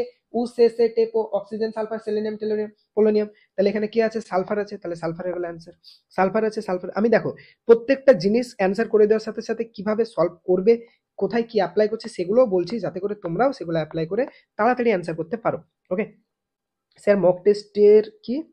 মক টেস্টে সন্ধিগত মৌলের অ্যান্সার কি যে 4টে অপশন, তো কি যে বলছো বুঝতে পারছি না, জানি না, পরে দেখে বলছি, দাঁড়াও। 18 নম্বর, প্রদত্ত কোনটি সন্ধিগত মৌল? এদের মধ্যে কোনটি সন্ধিগত মৌলতে বলেছে, তাহলে কোনটা সন্ধিগত মৌল নয় সেটা দেখো। কোনগুলো নয় সেগুলো দেখো। সোডিয়াম সন্ধিগত মৌল নয়, ম্যাগনেসিয়াম নয়, ক্যালসিয়াম নয়, তাহলে অবভিয়াসলি ক্রোমিয়াম অ্যান্সার হবে। ক্রোমিয়াম অ্যান্সার হবে। আর এমনিও তো জানো লোহা, কোবাল্ট, নিকেল, ক্রোমিয়াম এগুলো সব কি সন্ধিগত মৌল, তাই না? তাহলে সোডিয়াম, ক্যালসিয়াম, ম্যাগনেসিয়াম, দেখো সোডিয়াম হচ্ছে ক্ষার ধাতু, এরা ক্ষারীয় মৃত্তিকা ধাতু। তাহলে পড়ে থাকলো কি? ক্রোমিয়াম। আগেই বলেছে এগুলো এলিমিনেশন প্রসেসে করবে। আচ্ছা, 19 বলেছে প্রদত্ত কোনটি ক্ষারীয় মৃত্তিকা মৌল নয়? তাহলে কোনগুলো মৌল সেগুলো দেখো, কারণ ওগুলো তুমি জানো। ক্যালসিয়াম জানো ক্ষারীয় মৃত্তিকা মৌল, ম্যাগনেসিয়াম জানো, বেরিলিয়াম জানো, তাহলে কি অ্যান্সার হবে? সোডিয়াম অ্যান্সার হবে। কোনটা নয় বলেছে? সোডিয়াম। ওকে, তাহলে 19 আমাদের হয়ে গেল সোডিয়াম। 19 হয়ে গেল সোডিয়াম। ওকে, তাহলে 19 নম্বর আমাদের কমপ্লিট। চলো তারপর 20। 20 বলেছে প্রদত্ত কোন ধর্মটি মৌলদের পর্যায়গত ধর্ম? আচ্ছা, এই কোশ্চেনটা মানে ভুল আছে, প্রদত্ত কোনটি মৌলদের পর্যায়গত ধর্ম নয় হবে কোশ্চেনটা, ঠিক আছে? কোশ্চেনটা ধর্ম না, এটা হবে ধর্ম নয়। প্রদত্ত কোনটি মৌলের পর্যায়গত ধর্ম নয়। দেখো তোমাদেরকে এগুলো পড়াইনি, বাট হায়ার ক্লাসে যারা পড়বে তারা গিয়ে দেখবে যে বলেছিলাম তবুও, যে ঘনত্ব, গলনাঙ্ক, স্ফুটনাঙ্ক এগুলো না, এগুলো কিন্তু পিরিয়ড বরাবর চেঞ্জ হয়। অবভিয়াসলি ধাতুর গলনাঙ্ক বেশি হবে তরলের তুলনায়, তাহলে ধাতু যারা তাদের বেশি হবে, যত ডান দিকে যাবে গলনাঙ্ক কমবে। এরকম ব্যাপার, বুঝতে পেরেছো? তাহলে গলনাঙ্ক, ঘনত্ব, স্ফুটনাঙ্ক এগুলোও কিন্তু পিরিয়ডিক ধর্ম, এগুলো বারবার বারবার রিপিট হয়। তাহলে শুধুমাত্র তেজস্ক্রিয়তা এটা পিরিয়ডিক ধর্ম নয়। কেন? তেজস্ক্রিয়তা এখনো পড়াইনি, ওটা পরে আসবে। তেজস্ক্রিয়তা এমন একটা ধর্ম, ওটা তো কিছু পার্টিকুলার মৌলের দেখা যায়, সবার তো থাকেই না ওই ধর্মটা। হাইড্রোজেন কি তেজস্ক্রিয়? ক্লোরিন তেজস্ক্রিয় না, কিছু পার্টিকুলার মৌল। তাহলে তেজস্ক্রিয়তা কখনোই ওর কি সন্ধি এই পর্যায়গত ধর্ম নয়, মানে বারবার রিপিট করবে না। মানে এমন হবে না যে বাম দিকের মৌলগুলো অতেজস্ক্রিয়, যাচ্ছি যাচ্ছি তেজস্ক্রিয়তা বাড়ছে, ডান দিকের গুলো আবার তেজস্ক্রিয়, আবার বাম দিকে অতেজস্ক্রিয়, আবার ডান দিকে তেজস্ক্রিয়, না এরকম হবে না। কিছু কিছু মৌল আছে যারা তেজস্ক্রিয়, সেগুলো পরের দিকে, শেষের দিকের মৌলগুলো, ঠিক আছে? তাই তেজস্ক্রিয়তা কখনোই পর্যায়গত ধর্ম নয়, কিন্তু ঘনত্ব, গলনাঙ্ক, স্ফুটনাঙ্ক এগুলো বারবার রিপিট হয়, ঠিক আছে? যেভাবে তোমার আকার রিপিট হচ্ছিল, যেভাবে ধাতব ধর্ম, অধাতব ধর্ম রিপিট হচ্ছে, এভাবে ঘনত্ব, স্ফুটনাঙ্ক, গলনাঙ্ক এগুলো রিপিট হয় পিরিয়ডিক টেবিলে। ওকে, 21 প্রদত্ত হ্যালোজেনগুলির মধ্যে সব থেকে বিজারণ ধর্মী কে বলো? বিজারণ ধর্ম কোন দিক থেকে কোন দিকে বাড়ে? বিজারণ ধর্ম কোন দিক থেকে কোন দিকে বাড়ে হ্যালোজেন গুলোর মধ্যে? তাহলে আগে হ্যালোজেন গুলোকে সাজাও। হ্যালোজেন বলেছে, তার মানে শ্রেণী বরাবর ফ্লোরিন, ক্লোরিন, ব্রোমিন, আয়োডিন। ওকে, গুড। এবার এবার আমরা জানি, এবার আমরা জানি যে বিজারণ ধর্ম কোন দিক থেকে কোন দিকে বাড়ে?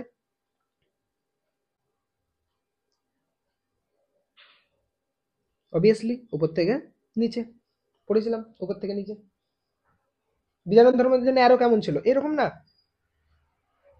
মনে আছে? বিজারণ ধর্ম বা বিজারণ ক্ষমতা এরকম আরো ছিল তো।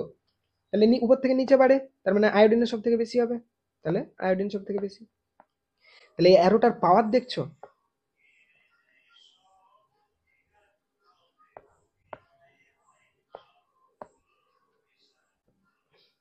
একুশ হলো, বোঝা গেল। তারপর 22 সাধারণ উষ্ণতায় যথাক্রমে তরল এবং কঠিন হ্যালোজেন। তরল হ্যালোজেন কোনটা আর কঠিন? আমি আগেই বলেছিলাম যে তরল হ্যালোজেন হচ্ছে ব্রোমিন,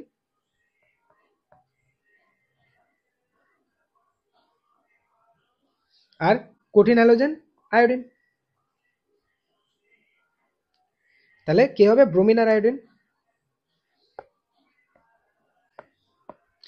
চলো 23 সব থেকে তড়িৎ ধনাত্মক ও তড়িৎ ঋণাত্মক মৌলগুলি, সব থেকে তড়িৎ ঋণাত্মক আর তড়িৎ ধনাত্মক দুটো একসাথে চেয়েছে। তো তড়িৎ ধনাত্মক তো জানোই, তড়িৎ ঋণাত্মক তো জানোই ফ্লোরিন, আর তড়িৎ ধনাত্মক কি হবে, তাহলে অবভিয়াসলি এদিক থেকে নিচে যে হবে সিজিয়াম।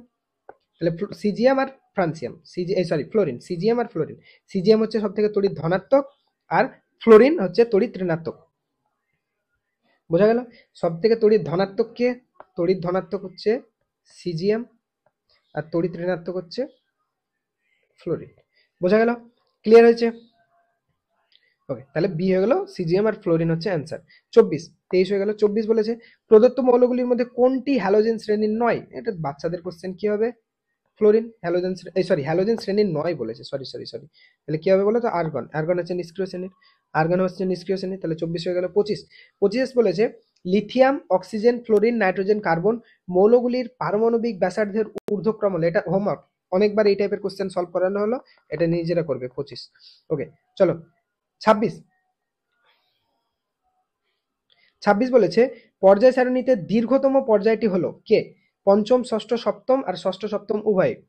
পঞ্চম, ষষ্ঠ, সপ্তম, ষষ্ঠ সপ্ত উভয়। দেখো এটা অ্যান্সার, ষষ্ঠ সপ্ত উভয় করবে, কারণ দুজনের মধ্যে কথা 32টা করে মৌল আটতে পারে। হ্যাঁ, এখনো আবিষ্কার হয়নি 32টা, সপ্তমের জন্য সেটা আলাদা ব্যাপার, কিন্তু আটতে তো পারে, ওর মধ্যে জায়গা তো আছে শ্রেণীর মধ্যে। তাহলে এই পর্যায়ের মধ্যে তাহলে ষষ্ঠ সপ্তম উভয় হবে অ্যান্সার, দুটোতেই 32টা করে। ক্লিয়ার হয়েছে? তাহলে 26 গেল। 27 প্রদত্ত কোন মৌলটির আয়নীকরণ বিভবের মান সর্বনিম্ন? আয়নীকরণ বিভব মানে হচ্ছে আয়নাইজেশন বিভব, আয়নীকরণ বিভব মানে হচ্ছে আয়নাইজেশন বিভব, ঠিক আছে? তাহলে বলো আয়নাইজেশন বিভব সব থেকে কার বেশি হবে? দেখো এটা সলভ করেছে, ঠিক আছে? এটা দেখতেই পাচ্ছ যে মৌলগুলো দিয়েছে শ্রেণী বরাবর, তো শ্রেণী বরাবর হলে তো ঝামেলাই নেই। তাহলে আমি পরপর সাজাই শ্রেণী বরাবর মৌলগুলোকে, তো কি হবে? বেরিলিয়াম, তারপর হচ্ছে ম্যাগনেসিয়াম, বেটা মাঙ্গে কার, ক্যালসিয়াম, স্কুটার। স্কুটার এস আর দেয়নি, তারপর কি আছে? বাপ রয়ে, তাহলে বেরিয়াম। তাহলে এইভাবে দেওয়া আছে মৌলগুলোকে। তো আমরা জানি যে আয়নাইজেশন এনার্জি যত উপর থেকে নিচে আসবে কি হবে? কমবে। সর্বনিম্ন বলেছে, তাহলে কার হবে? বেরিয়ামের। এটা বুঝতে পারলে তো 27টা? আরে আয়নাইজেশন এনার্জি বলেছে, কিন্তু এখানে তো ব্যতিক্রম হওয়ার কারণ নেই। কেন? কারণ এর উপর থেকে নিচে। আমরা দেখলাম তো উপর থেকে নিচে যত আসবে একটা করে কক্ষ বাড়বে, মানে আয়নাইজেশন এনার্জি কমবে। তাহলে বেরিয়ামের এখানে যে অপশানে যেগুলো দেওয়া আছে তার মধ্যে বেরিয়ামের সব থেকে কম। দেখো অপশন দেখে আগে দেখো যে মৌলগুলো শ্রেণী বরাবর আছে না পর্যায় বরাবর। তুমি দেখলে যে এরা আছে একটা শ্রেণীরই মৌল সবাই, বেরিলিয়াম, ম্যাগনেসিয়াম, ক্যালসিয়াম, এগুলো সব একটা শ্রেণীর মৌল। তাহলে সেই অনুসারে সাজাও মৌলগুলোকে, দেন উপর থেকে নিচের দিকে কি হয়? কমে, ব্যাস, তাহলে নিচেরটা হয়ে গেল অ্যান্সার। আচ্ছা, তারপর 28 কোন মৌলটির বিজারণ ক্ষমতা সব থেকে কম? যেগুলো দেওয়া আছে তাদের মধ্যে বিজ্ঞারণ আছে না, এটা বিগারণ করা আছে, এটা বিজারণ হবে। বলেছে কোন মৌলটির বিজারণ ক্ষমতা সব থেকে কম। যে কোশ্চেনগুলো দেওয়া আছে তার মধ্যে বলেছে অপশানগুলো কোন মৌলটির বিজারণ ক্ষমতা। তো দেওয়া আছে কি বরাবর? শ্রেণী না পর্যায়? শ্রেণী না পর্যায়? তুমি বলবে অবভিয়াসলি স্যার একটা শ্রেণী বরাবর, ফার্স্ট শ্রেণীর মৌল। লিথিয়াম, পটাশিয়াম, সিজিয়াম, সোডিয়াম, তাহলে ফার্স্ট শ্রেণীর মৌল। তাহলে সেই বরাবর সাজাও, লিথিয়াম, সোডিয়াম, পটাশিয়াম, সিজিয়াম। তো আমরা দেখলাম, আমরা জানি যে বিজারণ ক্ষমতা কি হয়, উপর থেকে নিচ থেকে উপরে গেলে কি হয়? কমে। নিচ থেকে উপরে গেলে কমে। কেন, কি করে বুঝলাম স্যার? কারণ এ আরো তার এদিকে বাড়লে উপর দিকে কি হবে? কমবে বিজারণ ক্ষমতা। ওকে, তাহলে কম কার? এখানে লিথিয়াম। তাহলে চেয়েছে কার কম, তাহলে অ্যান্সার কি হবে? লিথিয়াম। বোঝা গেছে? কারো ডাউট আছে? কারো বুঝতে প্রবলেম হচ্ছে না তো? একবার বলো আমাকে, ওকে? সমস্যা হলে। 29 হ্যালোজেন মৌলটির আকার সব থেকে ছোট। কোন হ্যালোজেনের আকার সব থেকে ছোট? অবভিয়াসলি ফ্লোরিন, এটা করার তো কিছুই নেই, তাই না? সুপার হ্যালোজেন বলি, ফ্লোরিন সুপার হ্যালোজেন। কারো ডাউট আছে? একবার এই কটা কোশ্চেন, এই 30টা কোশ্চেনের মধ্যে কারো ডাউট আছে কি বলো? আরো করাচ্ছি কোশ্চেন, জাস্ট আগে এই 30টার মধ্যে কিছু আছে কি ডাউট বলো। কোশ্চেন সহজ লাগছে পিরিয়ডিক টেবিলে?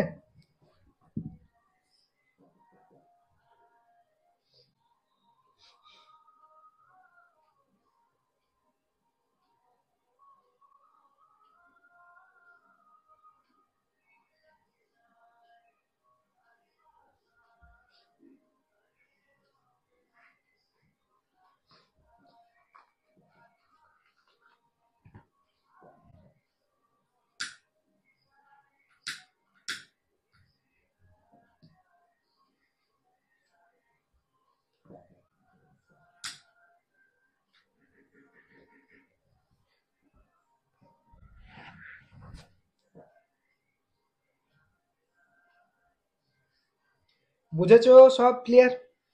আচ্ছা, আর কোশ্চেন করাবো না তোমাদেরকে করতে দেবো বলো? আমার কাছে প্রচুর কোশ্চেন আছে, প্রিডিক্টেবলের প্রচুর কোশ্চেন দিয়েছি, প্রচুর আছে প্রচুর। আমি সলভ করাবো না তোমাদেরকে করতে দিব, তাই বলো? আচ্ছা, আমি এক কাজ করছি, এই পিডিএফ এই পেজটা আমি সলভ করাচ্ছি, এখানে 24টা কোশ্চেন আছে, মোটামুটি সব করাবো না, যেগুলো যেগুলো ভালো লাগবে করাবো, আর বাকিগুলো তোমরা নিজেরা ট্রাই করবে, যেটা যেটা পারবে না পরে আমি করে দেবো, ঠিক আছে? আচ্ছা, তোমাদের কি গান আসছে? শুনতে পাচ্ছ গান?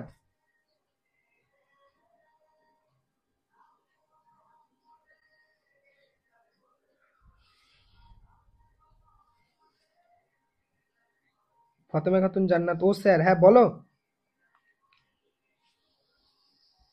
ও স্যার বলে ছেড়ে দিলে, কি বলো?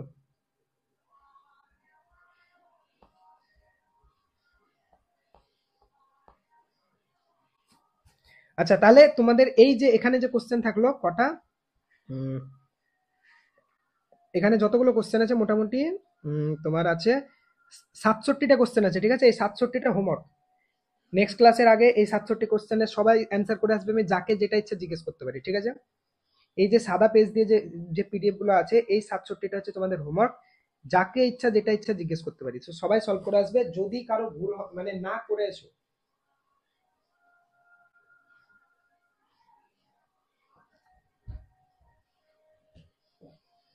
হ্যাপি? এই কোশ্চেন কোশ্চেন করো, অনেক প্রচুর কোশ্চেন দিয়েছি।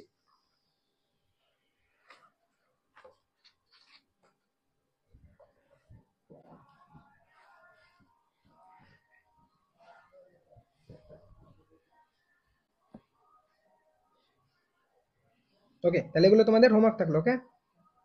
ক্যাটাগরি 1 ক্যাটাগরি 2 সব আছে, এখানে ক্যাটাগরি 2 আছে, সব করবে। এবার আমি এই পিডিএফ এর কোশ্চেনগুলো একটু তাড়াতাড়ি সলভ করাচ্ছি, ঠিক আছে? বলেছে, প্রথম কোশ্চেনটা দেখো, বলেছে আহ, কোন শ্রেণী বরাবর উপর থেকে নিচে নামলে মৌলগুলির পারমাণবিক ব্যাসার্ধ ক্রমশ কি হবে? শ্রেণী বরাবর যদি উপর থেকে নিচে আসো, শ্রেণী বরাবর যদি উপর থেকে নিচে আসো, তাহলে আমরা জানি পারমাণবিক ব্যাসার্ধ ক্রমশ কি হয়ে যায়? বাড়বে। একটা করে কক্ষ বাড়বে মানে পারমাণবিক ব্যাসার্ধ বাড়বে, ঠিক আছে? চলো, গুড, তাহলে এটা নিয়ে আশা করি কারো সমস্যা নেই। তাহলে তারপর 2 নম্বর কি বলেছে? কোন নির্দিষ্ট পর্যায়ে কোন মৌলর আয়নন শক্তি সব থেকে বেশি হবে? কার হবে? নোবেল গ্যাস, নোবেল গ্যাস মানে নিষ্ক্রিয় গ্যাস, নোবেল গ্যাস বা নিষ্ক্রিয় গ্যাস। ওকে, তাহলে এটা হলো। 3 নম্বর বলেছে সব থেকে বেশি তড়িৎ ঋণাত্মক মৌল, সব থেকে বেশি তড়িৎ ঋণাত্মক মৌল কার হবে? আজকে করালাম ফ্লোরিন, সব থেকে বেশি। দেখবে প্রচুর কোশ্চেন রিপিটেড পাবে, আমি ওর জন্য ফার্স্ট ফার্স্ট করাচ্ছি, ওকে? 4 নম্বর বলেছে তড়িৎ ঋণাত্মকতার একক। তড়িৎ ঋণাত্মকতা আমরা কিসের সাহায্যে মাপি বলে দিয়েছিলাম? তড়িৎ ঋণাত্মকতা কি হবে? তড়িৎ ঋণাত্মকতা কোনো একক নাকি এটা? তড়িৎ ঋণাত্মকতা মাপার জন্য কোনো এককের দরকার আছে? তড়িৎ ঋণাত্মকতা তো একটা কি, একটা টান, কতটা টানছে বা এই টাইপের ব্যাপার, তাই না? তাহলে এটা একক বিহীন একটা আছে, এটার কোনো একক নেই। ওকে, পাঁচ পাঁচ বলেছে কোন নির্দিষ্ট পর্যায়ে যে শ্রেণীর মৌলের তড়িৎ ঋণাত্মকতা সব থেকে কম সেটি কি হলো? কোন একটা পার্টিকুলার যদি পর্যায়ে দেখো, সেই পর্যায়ে সব থেকে কোন শ্রেণী কোন মৌলটার তড়িৎ ঋণাত্মকতা সব থেকে কম হবে? অবভিয়াসলি 1 নম্বর, আমরা জানি তড়িৎ ঋণাত্মকতা এদিক থেকে এদিকে আসলে কমে, তার মানে 1 নম্বর শ্রেণীর যে মৌল অর্থাৎ ক্ষার ধাতুগুলোর তড়িৎ ঋণাত্মকতা সব থেকে বেশি কম হয়, তাই না? চলো, ছয় ছয় বলেছে কোন নির্দিষ্ট পর্যায়ের কোন শ্রেণীর মৌলের তড়িৎ ঋণাত্মকতা সর্বাধিক? এই কোশ্চেন গুলো সব ধর্ম থেকে, বেশিরভাগ কোশ্চেন হচ্ছে ধর্মের উপর বেস করে, ঠিক আছে? ছয় কি বলেছে? কোন নির্দিষ্ট পর্যায়ে কোন শ্রেণীর তড়িৎ ঋণাত্মকতা সর্বাধিক? অবভিয়াসলি কার হবে? তড়িৎ ঋণাত্মকতা সর্বাধিক কার হবে বলো? 17 নম্বর গ্রুপের। কেউ আবার বলে দিও না 18 নম্বর, 18 নম্বরের তো তড়িৎ ঋণাত্মকতায় নেই, ওর তো জিরো, তাই না? ওর তো জিরো, ওর তো নেই।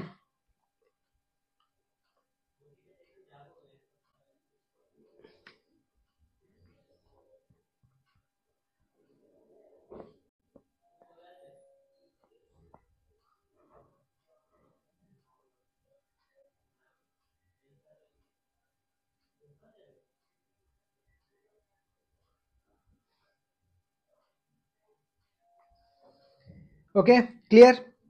তাহলে 17 নম্বর গ্রুপের এই 18 কে লিখলো? 18 কেন হবে? আরে এর তো তড়িৎ ঋণাত্মকতা নেই, ও তো সমযোজী যৌগই তৈরি করবে না। তড়িৎ ঋণাত্মকতা কার জন্য দেখা যায়? সমযোজী যৌগের মধ্যে।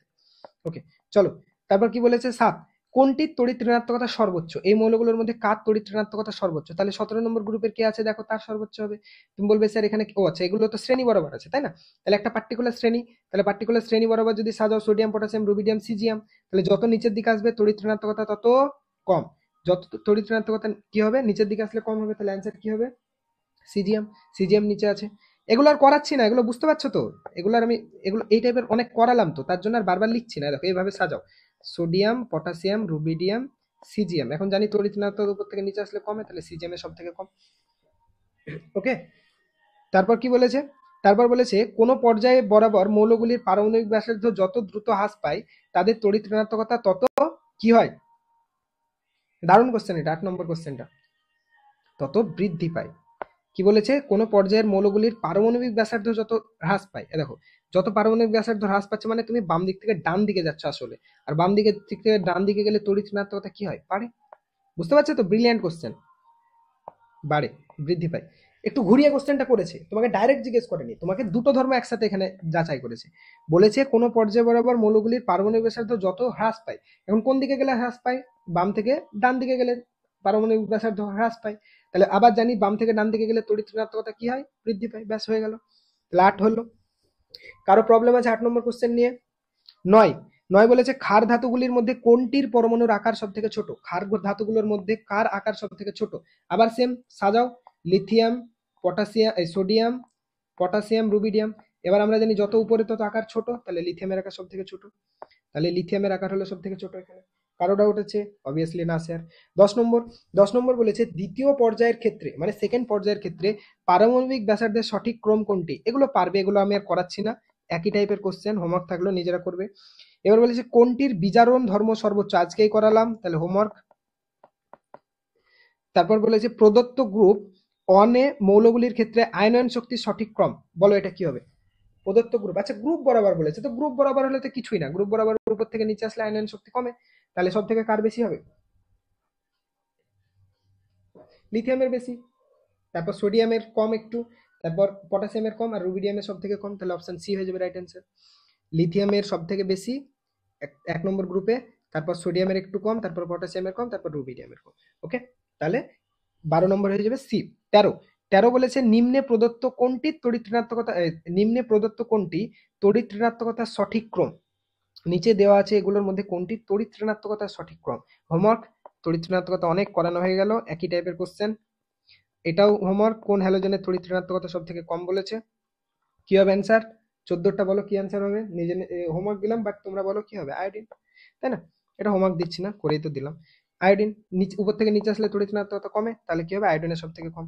আচ্ছা, তারপর 15 হ্যালোজেন জারণ ধর্মের সঠিক ক্রম, এটা করাচ্ছি। জারণ ধর্ম বলেছে কোন হ্যালোজেন মৌলগুলির ক্ষেত্রে জারণ ধর্মের সঠিক ক্রম ক্রম কত? 15 নম্বর কোশ্চেন।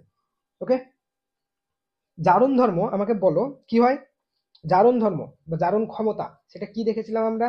সেটা হয় স্যার এই অ্যারোটা মানে নিচ থেকে উপরে গেলে বাড়ে আর বাম থেকে ডানে গেলে বাড়ে। তো মৌলগুলো কেমন দেওয়া আছে? শ্রেণী বরাবর, ক্লোরিন, ক্লোরিন, ব্রোমিন, আয়োডিন। তাহলে উপরে কে আছে স্যার? ফ্লোরিন, তাহলে ফ্লোরিনের জারণ ধর্ম সব থেকে বড় বেশি হবে, তার থেকে ক্লোরিনের কম হবে, তার থেকে ব্রোমিনের আরো কম, আর আয়োডিনের সব থেকে কম। তাহলে কোন অ্যান্সারটা হবে?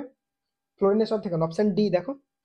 দেখো ফ্লোরিনের সব থেকে কম, তার থেকে আয়োডিনের আরো কম, ব্রোমিনের আরো কম, আয়োডিনের সব থেকে কম। আমি কোশ্চেন একটু ফাস্ট ফাস্ট করাচ্ছি কারণ আশা করছি তোমরা সব বুঝতে পারছো, যেহেতু একই টাইপের কোশ্চেন সব। ওকে, 16 বলেছে কোনটি মৌলের পর্যায়গত ধর্ম নয়? আজকে করালাম, সো আর আলাদাভাবে করাচ্ছি না, তেজস্ক্রিয়তা। 17 কোন গ্রুপ বা শ্রেণী বরাবর অপরিবর্তিত থাকে? কোন একটা গ্রুপ বরাবর বা শ্রেণী বরাবর কোন ধর্মটা অপরিবর্তিত থাকে? ঘনত্ব, পারমাণবিক ব্যাসার্ধ, যোজ্যতা ইলেকট্রন, ধাতব ধর্ম। এটা আশা করি পারবে তোমরা সবাই, আশা করি পারবে সবাই। অ্যান্সার কি দিবে? যোজ্যতা ইলেকট্রন। কেন? আমরা জানি 1 নম্বর শ্রেণীর সমস্ত মৌলগুলোর যোজ্যতা 1, 2 নম্বর শ্রেণীর সমস্ত মৌলগুলোর যোজ্যতা 2, 13 নম্বর শ্রেণীর সমস্ত মৌলগুলোর যোজ্যতা 3, 14 নম্বরের 4, 15 নম্বরের 3, 16 নম্বরের 2, 17 নম্বরের 1 আর 18 নম্বরের 0। তাহলে পার্টিকুলার একটা শ্রেণীর যতগুলো মৌল আছে সবার যোজ্যতা সেম, তাহলে যোজ্যতা ইলেকট্রন এটা শ্রেণী বরাবর চেঞ্জ হয় না, সেম থাকে। ওকে, তাহলে 17 হলো। 18 বলেছে নিচের কোনটির পারমাণবিক ব্যাসার্ধ সর্বাধিক? 1000 বার করানো হলো হোমওয়ার্ক। পর্যায় সারণীতে দ্বিতীয় পর্যায়ে সবচেয়ে তীব্র জারণধর্মী মৌল। দ্বিতীয় পর্যায়, দ্বিতীয় পর্যায় তার মানে মৌলগুলোকে দ্বিতীয় পর্যায় অনুসারে আগে সাজাও। তার মানে কিভাবে দ্বিতীয় পর্যায়ে এবার কি কি মৌল দিয়েছে সেইভাবে সাজাও, আমাকে সব লিখে তো লাভ নেই, যেগুলো বলেছে। তাহলে দ্বিতীয় পর্যায় অনুসারে দেখো বেরিলিয়াম আগে আছে, hydrogen, helium, lithium, beryllium, boron, boron নেই, কার্বন নেই, বোরন, কার্বন, নাইট্রোজেন, অক্সিজেন। আচ্ছা দ্বিতীয় পর্যায়ে, সরি সরি, দ্বিতীয় পর্যায়ে, দ্বিতীয় পর্যায়ে তো দ্বিতীয় পর্যায়ে ক্লোরিন কোথায় থেকে গেল? কোশ্চেনটা একটু দ্বিতীয় পর্যায়ে বলে আবার মৌলগুলোকে উল্টো পাল্টা করে দিয়েছে, ঠিক আছে।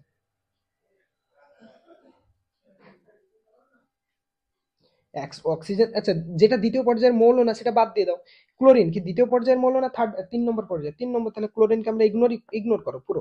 বেরিলিয়াম দ্বিতীয় পর্যায়ের, অক্সিজেন দ্বিতীয় পর্যায়ের, ফ্লোরিন দ্বিতীয় পর্যায়ে, তাহলে সেই অনুসারে সাজাও। তাহলে সেই অনুসারে সাজালে কি হবে? ফ্লোরিন আগে, কে আছে?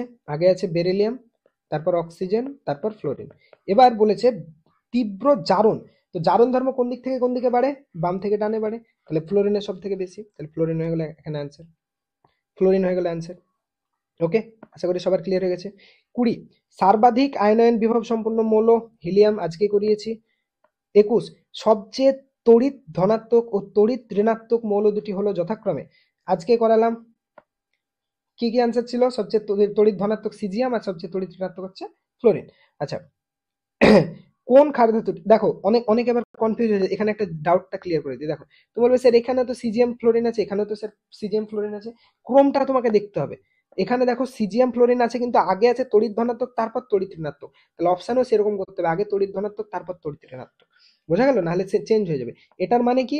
এটার মানে হচ্ছে ফ্লোরিন সব থেকে তড়িৎ ধনাত্মক আর সিজিএম তড়িৎ ঋণাত্মক, কিন্তু তা তো না, তাই কি? উল্টোতে হবে তো, তাই না? তাহলে এটা অ্যান্সার হতে পারে না, এটা অ্যান্সার হবে বি। তারপর 22, কোন ক্ষার ধাতুটি, কোন ক্ষার ধাতুর পরমাণুটি আকারে সব থেকে বড়? কার হবে? যে নিচে আছে, নিচে কে আছে? সিজিএম, তাহলে সিজিএম এর অ্যান্সার, সিজিএম অ্যান্সার হবে। নিচে কে আছে? সিজিএম। শ্রেণী বরাবর আছে, ক্ষার ধাতু মানে শ্রেণী বরাবর, ফ্লোরিন, লিথিয়াম, সোডিয়াম, সিজিএম, এই সরি সিজিএম কেন, রুবিডিয়াম, সিজিএম, ঠিকই আছে, রুবিডিয়াম, সিজিএম, তাহলে সিজিএম অ্যান্সার। আচ্ছা নিচের কোনটি সবচেয়ে থেকে সহজে ইলেকট্রন বর্জন করে? নিচের কোনটি সব থেকে সহজে ইলেকট্রন বর্জন করে? বলো কি হবে? যে যত নিচে থাকবে সে তত সহজে ইলেকট্রন বর্জন করবে, তাহলে এখানে সব থেকে নিচে কে আছে? পটাশিয়াম, 3 নম্বর গ্রুপের মৌল, এই শ্রেণীর 3 নম্বর পর্যায়ের মৌল, তার মানে পটাশিয়াম নিচে আছে, তাই পটাশিয়াম অ্যান্সার হয়ে যাবে। এই কোশ্চেনটা একটু একটু একটু ব্যাপার আছে, এই কোশ্চেনটা একটু বোঝায়, ঠিক আছে? অনেকে হয়তো বুঝতে পারবে না এই কোশ্চেনটা। দেখো এখানে কি কি অপশন দেওয়া আছে, দেখো এখানে শ্রেণী পর্যায়ে 2 বরাবরই দেওয়া আছে, এরকমও থাকতে পারে, ঠিক আছে? আমাকে দেখো শ্রেণী বরাবর কিভাবে আছে, সোডিয়াম আছে আর নিচে আছে পটাশিয়াম, আর আছে ম্যাগনেসিয়াম এখানে, আর পটাশিয়ামের পর ক্যালসিয়াম, এইভাবে মৌলগুলো দেওয়া আছে, ঠিক আছে? তাহলে এখানে তোমাকে দুটো জিনিসই কনসিডার করতে হবে। প্রথম, ইলেকট্রন ছাড়তে পারে কোন দিক থেকে কোন দিকে? এদিক থেকে এদিকে বেশি ছাড়ে, তার মানে অ্যান্সার তো এই দুটোর মধ্যে কোনো একটা হবে। এবার আমরা জানি যে উপর থেকে নিচে আসলে ইলেকট্রন ত্যাগের প্রবণতা বাড়ে, ধাতব ধর্ম বাড়ে, তার মানে পটাশিয়াম সবচেয়ে সহজে ছাড়বে, এইভাবে, ঠিক আছে? এখানে কিন্তু একটা শ্রেণী বা একটা পর্যায় বরাবর দেওয়া নেই, দুটো শ্রেণী দুটো পর্যায় আছে, দুটো শ্রেণী, দেখো সোডিয়াম ম্যাগনেসিয়ামও আছে অপশানে, পটাশিয়াম ক্যালসিয়ামও আছে, ঠিক আছে? তাহলে দুটো শ্রেণী দুটো পর্যায়, তাহলে প্রথম আমাকে দেখতে হবে পর্যায় বরাবর কোনটা হচ্ছে, এই পর্যায়টা। এবার দেখতে হবে যে শ্রেণী বরাবর কোন দিকে হচ্ছে, শ্রেণী বরাবর এই দিকে, তার মানে পটাশিয়াম হয়ে গেল আমাদের অ্যান্সার। ওকে, বুঝেছো এই কোশ্চেনটার অ্যান্সার? এখানে দুটো জিনিস একসাথে তোমাকে কনসিডারেশনে আনতে হবে, তাহলে আমাদের অ্যান্সার কি হয়ে গেল? আমাদের অ্যান্সার হয়ে গেল স্যার এখানে পটাশিয়াম। 23টা বুঝেছো? ফতেমা খাতুন, এ ফতেমা তুমি ও স্যার লিখে ছেড়ে দিচ্ছ কেন? তুমি পুরোটা বলো, তোমাকে তো বলছি, বলো কি বলছো। না আগে লিখেছো, আগে লিখলে আমি আসলে চ্যাট সবসময় দেখছি না তো, তুমি লিখলে পুরোটা লেখো, আমি দেখতে পাচ্ছি না। ও স্যার লেখা আছে জাস্ট শুধু। 24, 24 বলেছে হ্যালোজেনগুলির মধ্যে সবচেয়ে বিজারণধর্মী কে হবে? হ্যালোজেনগুলির মধ্যে জারণধর্মী বলেনি, সব থেকে বিজারণধর্মী। হ্যালোজেনগুলোর মধ্যে কার বিজারণ ক্ষমতা সব থেকে বেশি? আয়োডিন। বিজারণ ধর্ম উপর থেকে নিচে আসলে বাড়ে, তাহলে আয়োডিন অ্যান্সার হয়ে গেল। ওকে, চলো তাহলে এখানে 24টা করলাম, আগে 29টা করলাম, আর তোমাদের 67টা হোমওয়ার্ক দিলাম, ঠিক আছে? 67টাই করবে। নেক্সট ক্লাসে আমি এগুলোর অ্যান্সার জিজ্ঞেস করব, যাকে যেটা ভালো লাগবে সবাই সলভ করবে, আর যদি কোনো কোশ্চেনের সমস্যা হয় সেটা বলবে, নেক্সট ক্লাসে সলভ করে দেবো।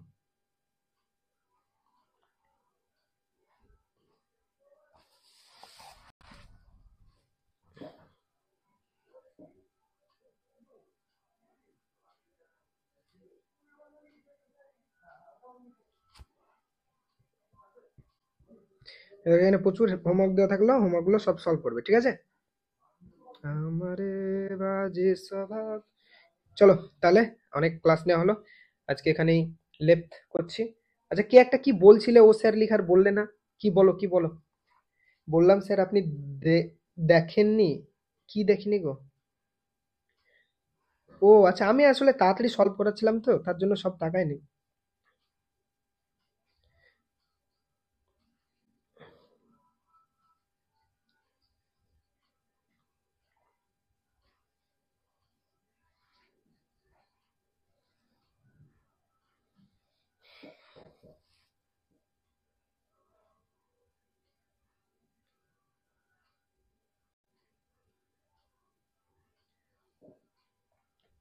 ওকে, চলো, গুড নাইট সবাইকে। লেফট করলাম। এবার নেক্সট ক্লাসে দেখা হবে। কোশ্চেনগুলো অবশ্যই সলভ করে আসবে সবাই, ঠিক আছে? প্রচুর কোশ্চেন আছে, এগুলো করলে প্রিডিক্টেবল হয়ে যাবে। আরো কোশ্চেন আমি প্রিডিক্টেবল থেকে দিয়ে দিব।